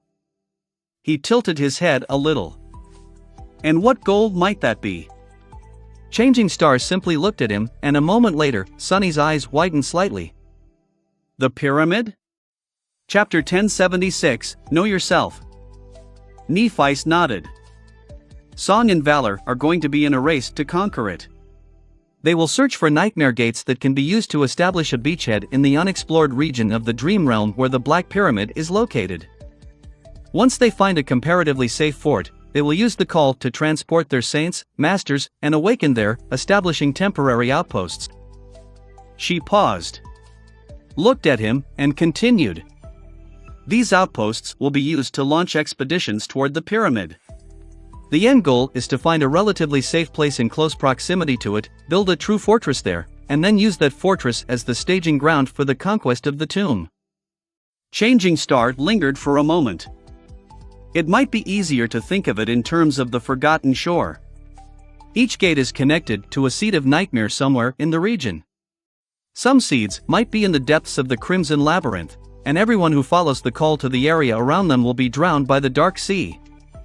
Some seeds, however, might be located on higher ground. Those who enter the dream realm near these seeds will be able to survive, and then slowly make their way through the labyrinth. Lightenville Cave. The end goal is to find a place like the Dark City, build a fortress akin to the Bright Castle, and then use it to conquer the Crimson Spire. What an apt metaphor. Sunny couldn't help but smile darkly. They might find out that this task is much harder than they imagine it to be. In theory, such a plan seems solid. Each of the hundreds, if not thousands of nightmare gates in East Antarctica was connected to a seed of nightmare in the region surrounding the tomb of Ariel. By relying on the call, these gates could be used to enter the dream realm somewhere near the corresponding seed. Then, by pinpointing a suitably safe area and the gate connected to it, the great clans could transport their forces into the dream realm without risking instant annihilation. These forces would then explore and fight their way toward the Black Pyramid. The region could contain several citadels. Even by conquering one, Song or Valor would be able to establish a safe and stable corridor to ferry fighters and supplies over. If there were no citadels except for the tomb of Ariel itself, though, the saints would have to play the role of ferrymen. But, the mysterious desert was utterly lethal. It was much worse than even the Forgotten Shore. And the forces of the great clans would not only have to fight against the endless flood of nightmare creatures populating it, they would also have to fight against each other. Sunny couldn't help but shiver. Nephi's, meanwhile, simply nodded. The task will be a hellish one, indeed. But these are the great clans, Sunny. No matter how you and I might feel about them, their fearsome reputation is not unearned. Both Valor and Song represent the absolute pinnacle of human achievement in warfare. If they can't do it, no one can. He remained silent for a while, thinking. The real goal of the great clans was to kill each other, while their secondary goal was to conquer the tomb of Ariel. One naturally led to the other. He now knew that the siege capitals in Antarctica would remain mostly untouched by their war, at least, unless something unexpected happened. However, both clans would be feverishly seeking suitable gates in East Antarctica, without doubt ambushing and slaughtering each other in the process. Army patrols and the infrastructure of the evacuation corridors could very well become collateral damage in their clashes. Not to mention that they were bound to send the nightmare creatures into a frenzy, and maybe even lead the abominations back to the cities. There would be some violence within the siege capitals, as well, or at least, bloody clandestine operations. All three of the saints currently present in East Antarctica belonged to the warring factions. After all, if the servants of Ki Song had an opportunity to deal with St. Tyrus in Falcon Scott, they would have taken it. Without a doubt, the consequences for the civilians sheltered in the city be damned. Bastards. In any case, Sunny had some idea about how things would progress in the coming months now. This was already enough for him to start thinking. Eventually, he glanced at Nephi's and hesitated for a few moments. There was one question that was still gnawing at him. Sunny sighed. And where will you be while all of this is happening? Nephi looked at him. White sparks danced in her eyes, and then, she suddenly smiled. Where do you think? Of course, I will be accompanying Morgan, sister dearest, to Antarctica. Cassie, the firekeepers, and I, all of us are going there with her. Lightenville Cave. I've told you that Valor does not trust me much, yet. What better way to earn trust and merit than on the battlefield? He stared at her silently for a while. I guess there is none. So, we are going to meet in the southern quadrant? Changing Star shrugged. If you wish. Or, you can stay out of this mess entirely. You have made it very clear that you don't want to have anything to do with the great clans and their war, so, it's up to you if and how much you get involved. Sunny smiled darkly. Up to me, huh? Yeah, no, that ship has sailed.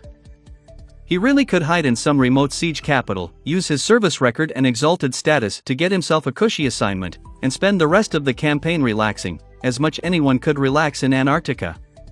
However, was he willing to? Did he want to? Not really. If I do not go to hell, who else will go?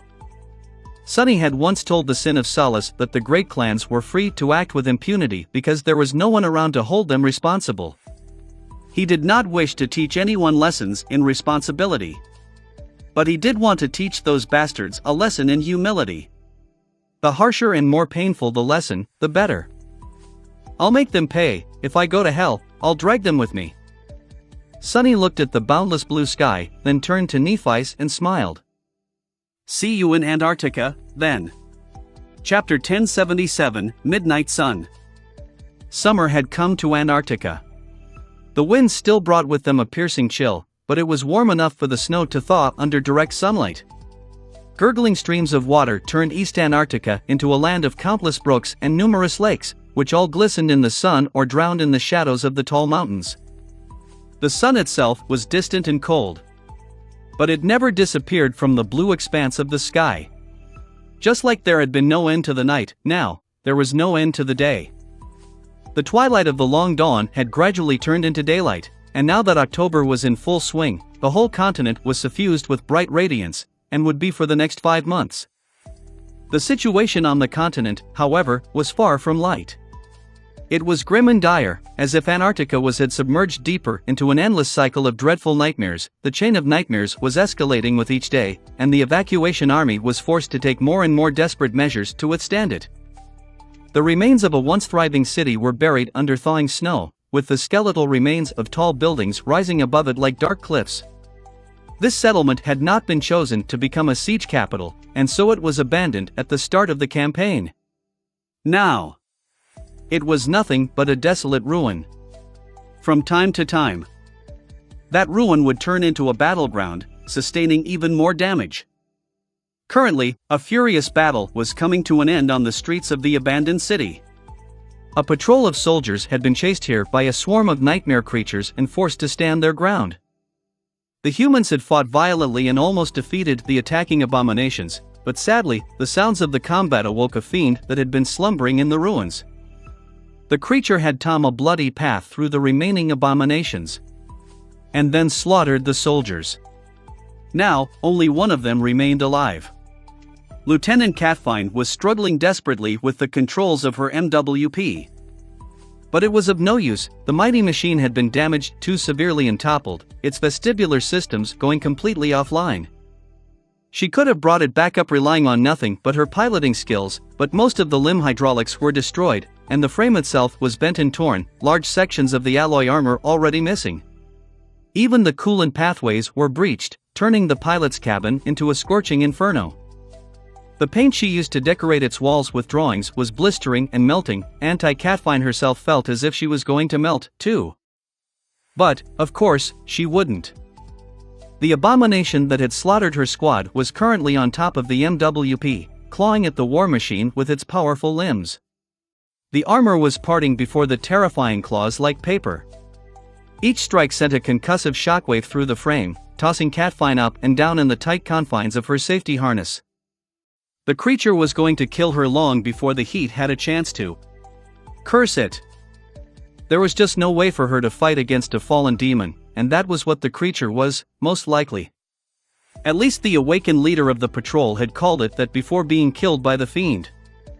But even knowing how hopeless the situation was, Catfine stubbornly controlled the only functioning arm of the MWP, bending it at the elbow to press the 7 barrels of the kinetic machine gun installed on the forearm of the war platform to the abomination's side. The barrel spun, unleashing a flood of heavy tungsten rounds into the demon's impenetrable hide. In just a second, the machine gun spat close to 200 armor-piercing bullets. However, all of them simply ricocheted off the harrowing creature's skin, not even bruising it. The fiend was pushed slightly to the side, then glanced at the firing weapon with its mad, burning eyes. In the next moment, the abomination's claws struck, ripping through the MWP's arm and severing it entirely. The next blow finally breached the cockpit, destroying the screens and letting Catfine see the fiend with her own 2 eyes. She gritted her teeth. At least there's some cool air now. She knew that she was about to die. But she didn't. The battle had caused plumes of thick smoke to rise above the ruins, obscuring the sun and submerging the battlefield in deep darkness. At that moment, the darkness suddenly surged and I moved forward. Catfine blinked, thinking that she was seeing things. Two giant hands suddenly rose from the ground, grabbing the fallen demon by the shoulders. The hands had matte, inky black skin, slender wrists, and long, dexterous fingers that ended with sharp claws. These claws cut through the abomination's indestructible skin with ease. Then, the dark hands pulled and ripped the fiend apart. Half of its monstrous body landed to the left of the fallen MWP, the other half to the right. A river of blood and viscera splashed, falling into the turned-up dirt. Just like that, the terrifying creature had been slaughtered. What? Catfine suddenly felt cold. The fallen demon was a harrowing monster, so what kind of otherworldly horror would be capable of killing it with such ease? As she stared, a figure emerged from the darkness, landing softly on the torn frame of the MWP. It was a young man with porcelain skin and black hair, his eyes glistening like dark gemstones. Despite the biting cold and the nightmarish surroundings, he wore no armor and wielded no weapons. His slender body was covered only by a light tunic of black silk. When the young man appeared, the darkness enveloping the destroyed city suddenly seemed to become deeper, darker, and more frightening.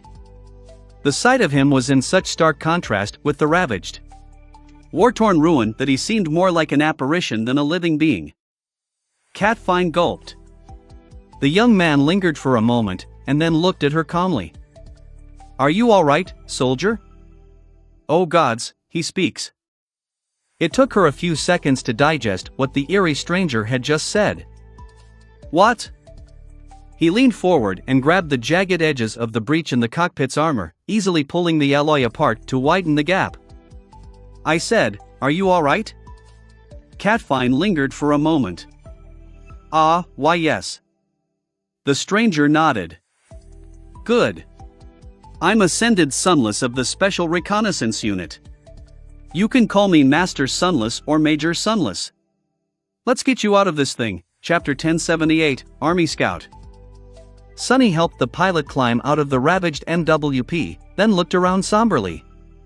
The ruin of the city was covered by the signs of a fierce battle. Sadly, he had been too late to arrive. Most of the soldiers were already dead. Damn it! He had noticed the commotion in the ruins by chance, while making his way through the wilderness to accomplish a different mission. If not for the habit of sending his shadows in a wide circle around him, Sunny would have never even known that a squad of human soldiers had been trapped here. He used Shadow Step to arrive as swiftly as he could, but ended up saving only one. With a sigh, Sunny helped the young woman climb down from the wreck of the MWP, summoned the Endless Spring, and handed it to her. "Here. Drink some water." The pilot kept staring at him strangely, but he was long used to such stares. He gave her some time, then took the glass bottle back and asked, making sure to keep his voice neutral. "I am sorry about your comrades, but how did you guys end up in this sector? Did you not receive the message that it was designated as a black zone by Army Command?" The young woman grimaced. "We did, sir. But by then, it was already too late. We were on a routine patrol along the 17th evacuation corridor when we came under attack from a swarm of nightmare creatures. We beat them back and pursued. Sadly, a few minutes later, a gate opened right behind us. We were quickly surrounded, and had to run for our lives. We ran all the way to the city, and..." She sighed. Sunny awkwardly patted the pilot on the shoulder. "I see. I know a thing or two about bad luck, Lieutenant. It can get anyone. You did your best." Internally, he was shaking his head. "Corridor 17, that place just attracts trouble, doesn't it?" Corridor 17 connected one of the largest siege capitals in the region to the coastal fortress. Maintaining it was of vital importance to the evacuation effort, but recently, it had become harder and harder to keep the area clean. Sunny himself was on a mission to scout out a potential threat to that corridor. After reaching East Antarctica, he had basically received carte blanche to choose any assignment he wanted out of those suitable for an Ascended, of course. In the end, Sunny refused another command assignment and requested to be sent to the Special Reconnaissance Unit. The SRU was responsible for prowling the abomination-infested wilderness in search of targets that could pose a serious threat to the siege capitals, keeping tabs on their movements, and even attempting to lure them away from the cities from time to time. Powerful tyrants, terrors, and even titans, those were the creatures that Army Command had them observe and track. Needless to say, the task was extremely dangerous, and often lethal. The SRU consisted exclusively of powerful masters, and each of them either had an aspect uniquely suitable for such work or was an absolute elite. As for Sonny, he was both. The assignment suited him fine, despite the tremendous danger, partially because it granted him a lot of freedom in his movements and actions, partially because he was reluctant to be put in charge of soldiers again. Being a leader had never been something Sonny enjoyed. The previous time was enough. It was too much, really. He glanced at the MWP pilot and sighed. Catch your breath. We can't stay for long, though this place isn't safe, and I am on a timer. Looking at her, he couldn't help but remember the irregulars. Sonny's face darkened. Most of his people were dead now. Only Beth and Luster remained, and, perhaps, Quentin. There was no news of the gallant healer, so he was most likely gone, as well. Luster had been shipped back to NQSC long ago. He was now slowly recovering in the hospital complex of the academy, and doing quite well. Sonny knew of it because Kim remained in close contact with the lucky guy. In fact, he suspected that there was something going on between them. Their young relationship, however, had to remain a long-distance one for now. Kim herself was still here in East Antarctica, but was kept far away from the battlefield. After returning from the Antarctic Center, she had been transferred to the Strategic Intelligence Department of Army Command. Now, her aspect was being used to determine the vulnerabilities of various nightmare creatures on a wide scale, and disseminate that knowledge to the troops. There were many such specialists stationed at Army headquarters, but Kim was doing especially well for herself. Beth had been evacuated and reached safety a while back, too. Sonny and she kept in touch, sending each other messages once in a while. However, he had a feeling that the young woman wanted to forget what had happened in the southern quadrant, at least for now. Talking to him was perhaps a painful reminder. So, most of Sonny's communications were with Rain. His sister was doing well in the safety of NQSC. She was training diligently, and not showing any symptoms of being infected by the spell. The serpent was protecting her, too. At least in that regard, Sonny felt somewhat assured. As for himself, ever since reaching East Antarctica, Sonny only had 3 goals. Turn the ravenous fiend into a shadow, become a tyrant, and prepare for the arrival of the great clans. Eli had spent fragments on the Little Imp first, then hunted down numerous abominations in hopes of forming the 5th Shadow Corps. Now, he was mere days away from catching up to Neff. As for the 3rd goal, Sonny had made good progress on that front, too. As he thought about it, his communication device suddenly came alive, and a familiar voice resounded in his ear. "Where the hell are you, Sonny?" He smiled slightly. "Sorry, Jet. I've been delayed a little. Are you still en route?" Her voice came through the static, sounding a little out of breath. "Yeah, and I have a nasty swarm of abominations on my tail." Sonny nodded. "I'll send Mongrel your way. Lead them to the rendezvous point, and she'll take care of everything. I'll arrive in a few hours." With that, Sonny glanced at the MWP pilot and sighed. "Time to go, soldier. Say your goodbyes. Then, I'll bring you to the nearest army outpost." He turned away, giving the young woman some space, and looked up, at the cold sun hanging motionlessly high above. A long sigh escaped from Sonny's lips. How bright! I never thought I would miss the polar night, chapter 1079, Imp. The pilot did not spend a long time bidding farewell to her comrades.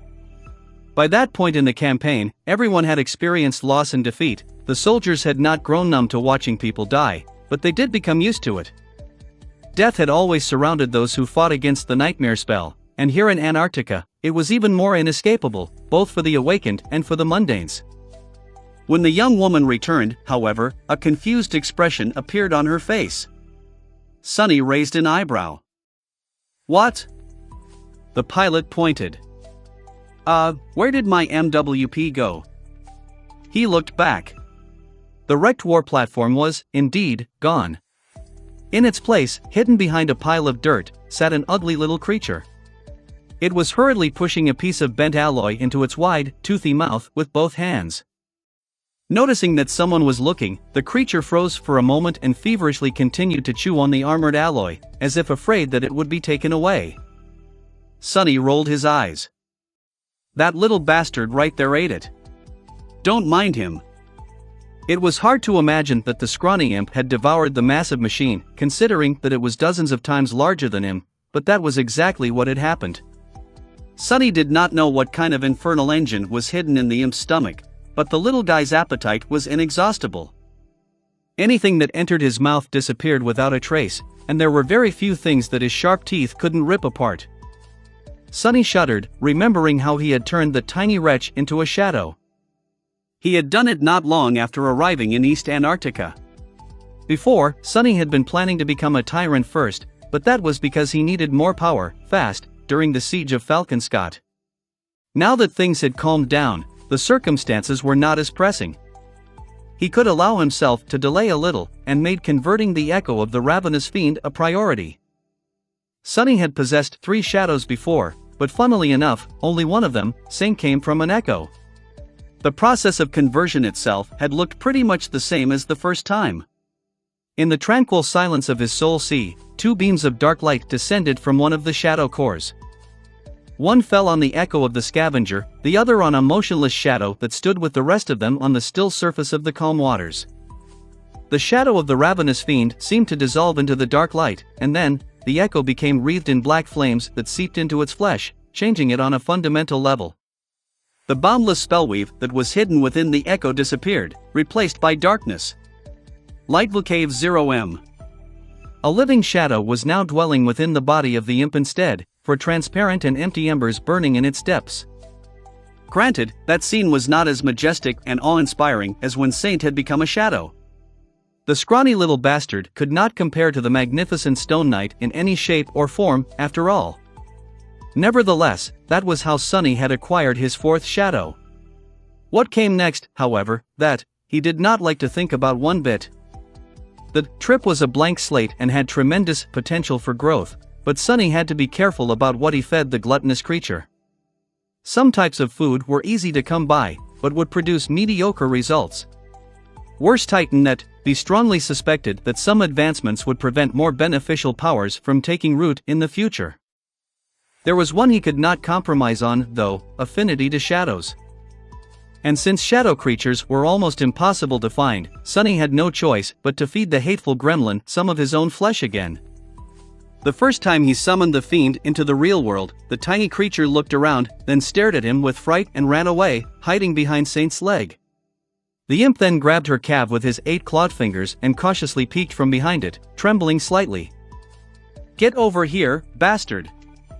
Unable to refuse Sunny's command, the imp reluctantly abandoned his shelter and slowly waddled over. The moment Sunny offered the gremlin his forearm and ordered him to take a bite, the bastard's eyes ignited with ferocious glee, though.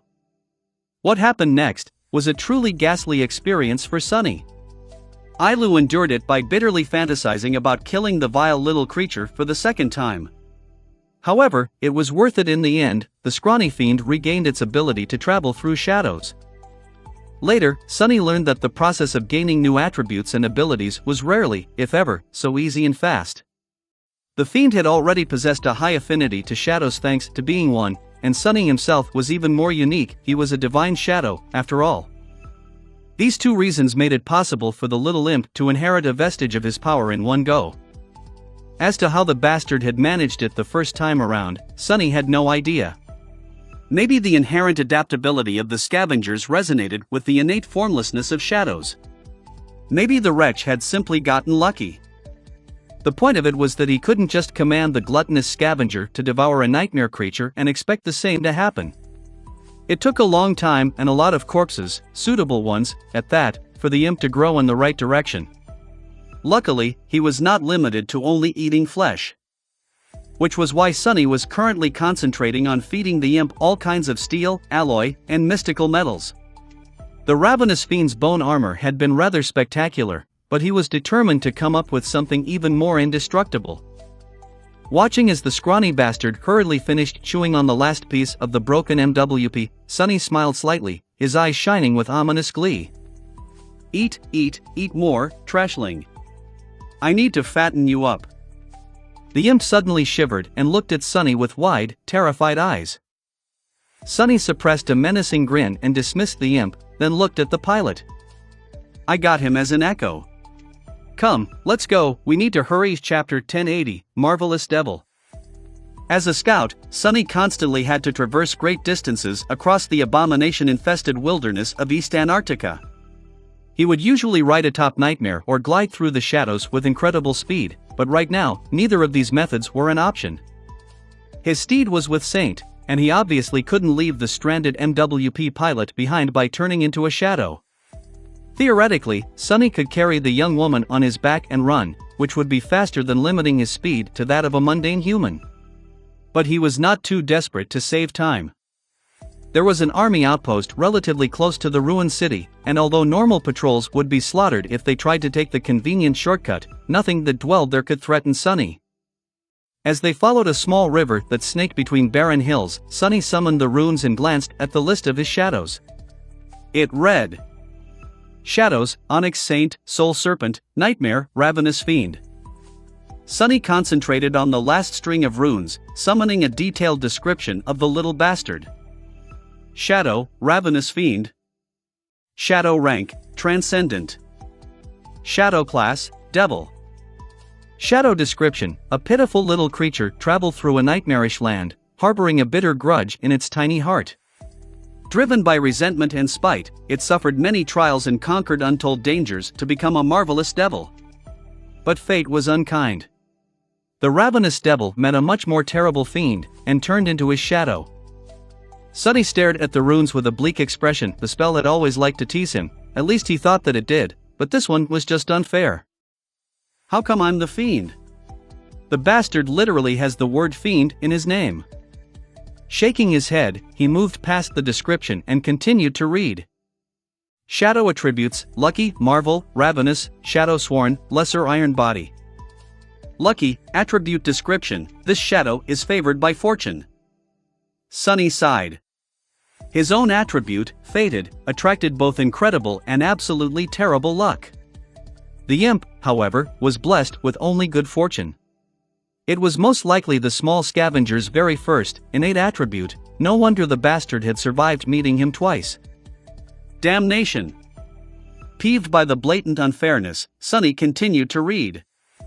Marvel, attribute description: this shadow is a marvelous learner. It is stunningly keen and supremely adaptable, absorbing new knowledge with astonishing speed. Lucky and smart, well, who cares? At the end of the day, it still didn't help him survive meeting me for the third time. If the wretch was so smart, he should have avoided me like a plague. Sunny had seen these descriptions before, of course, but he still couldn't help seething over them. Ravenous, attribute description: this shadow possesses an insatiable hunger and a frightening potential for growth. The more it eats, the more it will grow. This attribute already seemed rather great, despite the fact that the imp had not grown even by a centimeter in the last 2 months. Sunny had fed him literally tons of armored alloy, as well as the corpses of many nightmare creatures with steel-like carapaces. He had no idea how much the little fiend had to gobble up to become bigger, but knew that the result would be worth it. The true benefit of the ravenous attribute was much more subtle, though, and incredibly precious. It was the fact that, unlike Nightmare and Saint, the imp did not need to consume memories to rise to a higher rank. LinevilleCave.cm. There was no counter of shadow fragments. Instead, the fiendish shadow simply had to devour. It could become a supreme devil by simply devouring nightmare creatures, or any creatures, really, in great numbers. The more powerful, the better. That put Sunny, who was already suffering terribly from the need to procure countless memories, at ease. This imp is indeed lucky. If I had to choose between feeding memories to Saint and Nightmare or him, well, the poor bastard would have definitely starved. Sunny smiled slightly and turned his attention to the last two attributes. Shadow Sworn, attribute description, this fiend is known to shadows. That one was without surprise, and appeared after Sunny had fed the imp with his flesh. It was the same as what Shadow Blade Kurt had possessed, and showed a high affinity to shadows. Lesser Iron Body, attribute description, this shadow's flesh possesses qualities of metal. He grinned in satisfaction. Finally, progress. The Lesser Iron Body had been Nascent Iron Body before.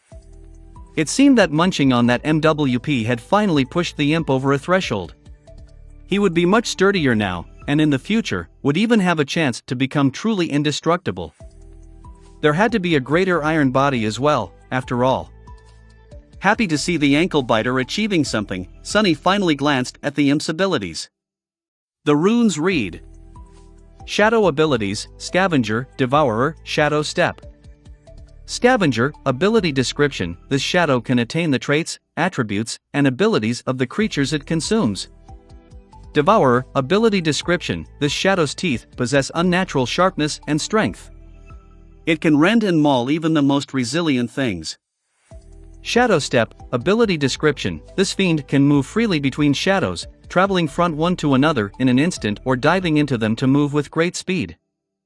And that was it. Sunny's fourth shadow, the critter, was a sorry excuse of a transcendent devil, for now, but it would grow to be a real menace one day. In fact, Sunny had a feeling that the imp might just become one of the most terrifying weapons in his arsenal. The ravenous fiend had been an exceedingly dire enemy, but now that he was serving Sunny, and thus enjoying the support of a benevolent, selfless, and supremely generous master, just how much more terrible would the wretched waif become? Walking along the small river, Sunny used shadow manifestation to slaughter a nightmare creature that was waiting to ambush him and the MWP pilot, then sighed. I need to find a couple more of those iron golems I killed last week, or better yet, a whole swarm of them. A horde would be even better. My imp is a growing little wretch, after all. He needs to eat. Chapter 1081, Lake Ruin. Soon, they reached the army outpost. There had been a few nightmare creatures that attacked them on the way, including an especially vile corrupted monster. Sunny tore the former apart with hands woven out of shadows, and cut the latter down personally with a blade created the same way. These days, he tried to avoid getting his own hands dirty, mostly using shadow manifestation to slaughter the enemy. Sunny wanted to hone and refine his mastery of manifestation, for that, he needed a lot of practice. Additionally, he felt that it was unnecessary for him to get up close and personal with every godforsaken abomination standing in his way. Perhaps it was the nature of his current mission as a solitary scout, or perhaps Sunny had simply received a chance to return to being cautious and stealthy after years of being forced to play the role of a frontline fighter. In any case, he strived to only enter melee range with an enemy if he was certain of killing the foe with a single strike. Usually, one of Sunny's strikes was enough. If not, he would avoid a confrontation entirely. The army outpost was located underground, similar to the supply depot he had visited once in the Antarctic Center. However, as a member of the Special Reconnaissance Unit, Sunny knew very well where all the army assets were hidden. Better yet, East Antarctica had no problems with communications, well, except for the usual interference of the call, so he had been able to radio about their arrival in advance. Sunny and the surviving MWP pilot were met by a cohort of sleep-deprived awakened. Despite their visible fatigue, the soldiers stood at attention and saluted him respectfully. Their eyes betrayed a hint of reverence. This again. Sunny was met with such stares anywhere he went in Antarctica, at least among the soldiers. The First Army and the Second Army were merged into one military now, but within it, people who had been in the southern quadrant since day one of the chain of nightmares were treated with silent respect. That went tenfold for those who had been a part of the Antarctic Center contingent. The Antarctic Center had been the most terrifying battlefield of the operation yet, and almost the entire field army sent there had been wiped out. There were only a few survivors here, and they're mostly those who had been among the evacuated wounded. Needless to say, Sunny was both a veteran of the Antarctic Center and an ascended. That was why most soldiers treated him with veneration. Master Sunless, sir." He nodded at the welcoming party and handed over the MWP pilot to them. The young woman had done well keeping pace with him on the way to the outpost, but now that they had reached safety, she looked to be on the verge of collapse. Of course, it was not at all surprising. Sunny sighed and glanced at the awakened. "At ease. Take good care of the lieutenant. Oh, and by the way, I've cleared a path through the hills and dealt with the corrupted monster that had been stalking the area. If you hurry, you might harvest what is left of it before more abominations show up." The soldiers looked at each other, their eyes glinting. That monster had been causing a lot of trouble, or the outpost. Especially considering that it had blocked the pathway through the hills. Lineville Cave CM. With the creature gone, logistics would become much easier for them. "Thank you, sir." Sunny nodded. "Well then, I'll be off." He looked at the MWP pilot, lingered for a few moments, and then said awkwardly, "Stay alive, soldier." With that, Sunny stepped through the shadows and disappeared from view. He had wasted a lot of time already, and was running late for the rendezvous with Soul Reaper. The soldiers remained standing there for a while, staring at the empty space where he had stood before. Eventually, one of them said, "That was him. The devil." Another nodded with a stunned face. But of course, Sunny was already far away and did not hear any of it. The sun was circling in the sky, never falling behind the horizon. He glided through the shadows where he could, ran where he couldn't. From time to time, Sunny simply hid in the shadows, waiting for large swarms of nightmare creatures to pass by. These pauses slowed him down, but they also allowed him to recover some essence. He avoided getting into fights to preserve more of it, as well, and also because there was no reason to. It was already evening, or whatever passed for one in this strange land, when Sunny drew near another min. The city in front of him was almost entirely destroyed, and drowned by a vast lake, with only the remains of tall towers rising above the icy water. The ruin was different from the one from before, and much older. It had been left behind by the wars that humans waged on each other during the Dark Times. Not the rampage of the Chain of Nightmares. Nevertheless, the drowned city was Sunny's current mission. He bid himself in the shadows of a rusted wreck and studied the ruin. There were bodies of nightmare creatures floating near one of the towers, painting the water black. Each of them seemed to have been killed by a single arrow. Sunny observed the area for a few minutes, noticing strange ripples on the surface of the lake. There were more abominations hiding underwater. Finally satisfied, he activated his calm and contacted Jet. "Reaper, it's Devil. I have arrived." A few seconds later, her voice came through the static. "Took you long enough? Where are you?" He looked around. Southern shore, near an old wreck on the slope of a flat hill. Jet took a few minutes to respond. "I see it. Move west for about a kilometer, then follow a collapsed tower into the lake. From there, you'll be able to see 3 huge smokestacks. ITN in the middle one. Near the top, get here as soon as possible, and be careful of the water. It is teeming with schools of tiny, hungry fishes." Sunny lingered for a moment. "Got it. What about the target?" Soul Reaper responded in a few seconds, her voice sounding a bit tense. "It's in the middle of the lake. I was waiting for you to arrive before trying to get a better look."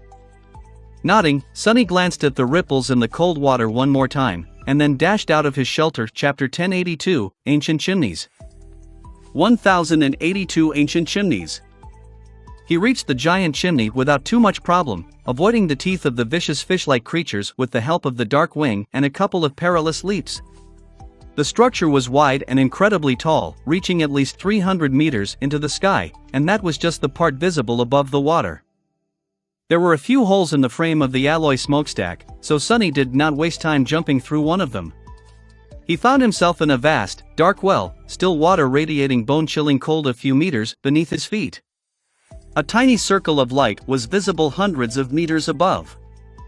Sunny did not know what kind of industrial behemoth had demanded such an enormous chimney, 3 of them, in fact, and what kind of poison had been billowing out of them into the atmosphere in the past. However, even now, decades or even centuries later, the air inside was acrid and hard to inhale, reminding him of the worst days in the outskirts. Grimacing, Sonny looked around, and then jumped to a piece of scaffolding a dozen or so meters above his current position. Landing noiselessly on the weathered alloy, he smiled at Saint, who had been standing there, still as a statue, holding a bow in one hand. The taciturn knight turned her head slightly, acknowledging his arrival, then indifferently continued to watch the base of the smokestack. He could feel Nightmare hiding in the darkness nearby, dissolved into the shadow form.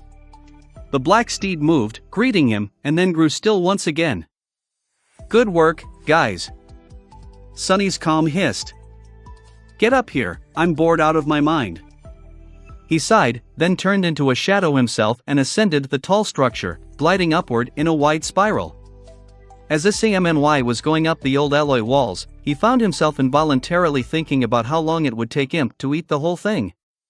Then, he caught himself and scoffed. "Gods, what am I thinking about?" But, it was really a lot of alloy. At the top of the smokestack, strange machines were installed into the mouth of the well, and the walls were blackened by fire and soot. The acrid smell was somewhat reduced by the proximity to the open sky. Jet was sitting on one of the pieces of machinery, her feet hanging above the abyssal drop. Noticing Sonny step out of the shadows, she closed the lid of an army-issued thermos, threw it into her backpack, and grinned. "Here you are." He nodded. "Yeah. Sorry for making you wait." Soul Reaper shook her head. "I've been on a long reconnaissance mission the entire week. Honestly, having a chance to just sit and relax for a few hours was exactly what I needed." Letta joined the Special Reconnaissance Unit, just like Sonny. They mostly worked alone, but for the more dangerous missions, Army Command grouped 2 or more scouts together. As a result, the 2 of them continued to cooperate and fight side by side through most of the past few months. By now, they made for a very good team. Jet stood up and looked around, studying the ancient machinery. "Hey, do you know what these things were for?" Sonny shook his head. "No. Do you?" She walked along the edge of the alloy platform and nodded. "It's a filtration system. Basically, one furnace pushed a constant stream of toxic smoke through the smokestack, and on top of it was another furnace. This one meant to burn all the toxicity out of the smoke and prevent it from getting into the atmosphere. Leinblocade CM. So, each of these chimneys used to shoot out a colossal plume of fire into the sky. Must have been quite a sight, especially in winter. Sonny scratched the back of his head. Sounds kind of stupid. Jet glanced at him with a bleak expression. Well, I'm not an engineer. It must have worked, otherwise, why waste all that time and energy on constructing filters? Anyway, let's get to the top. The faster we finish the mission, the faster we can get the hell out of this stench. They scaled the last dozen or so meters of the smokestack using an ancient, rickety ring ladder, and climbed onto the lip of the giant chimney. It was as wide as a road. From here, most of the lake, and the city drowned by it, could be easily seen. Sonny stared down, appreciating the surreal beauty of the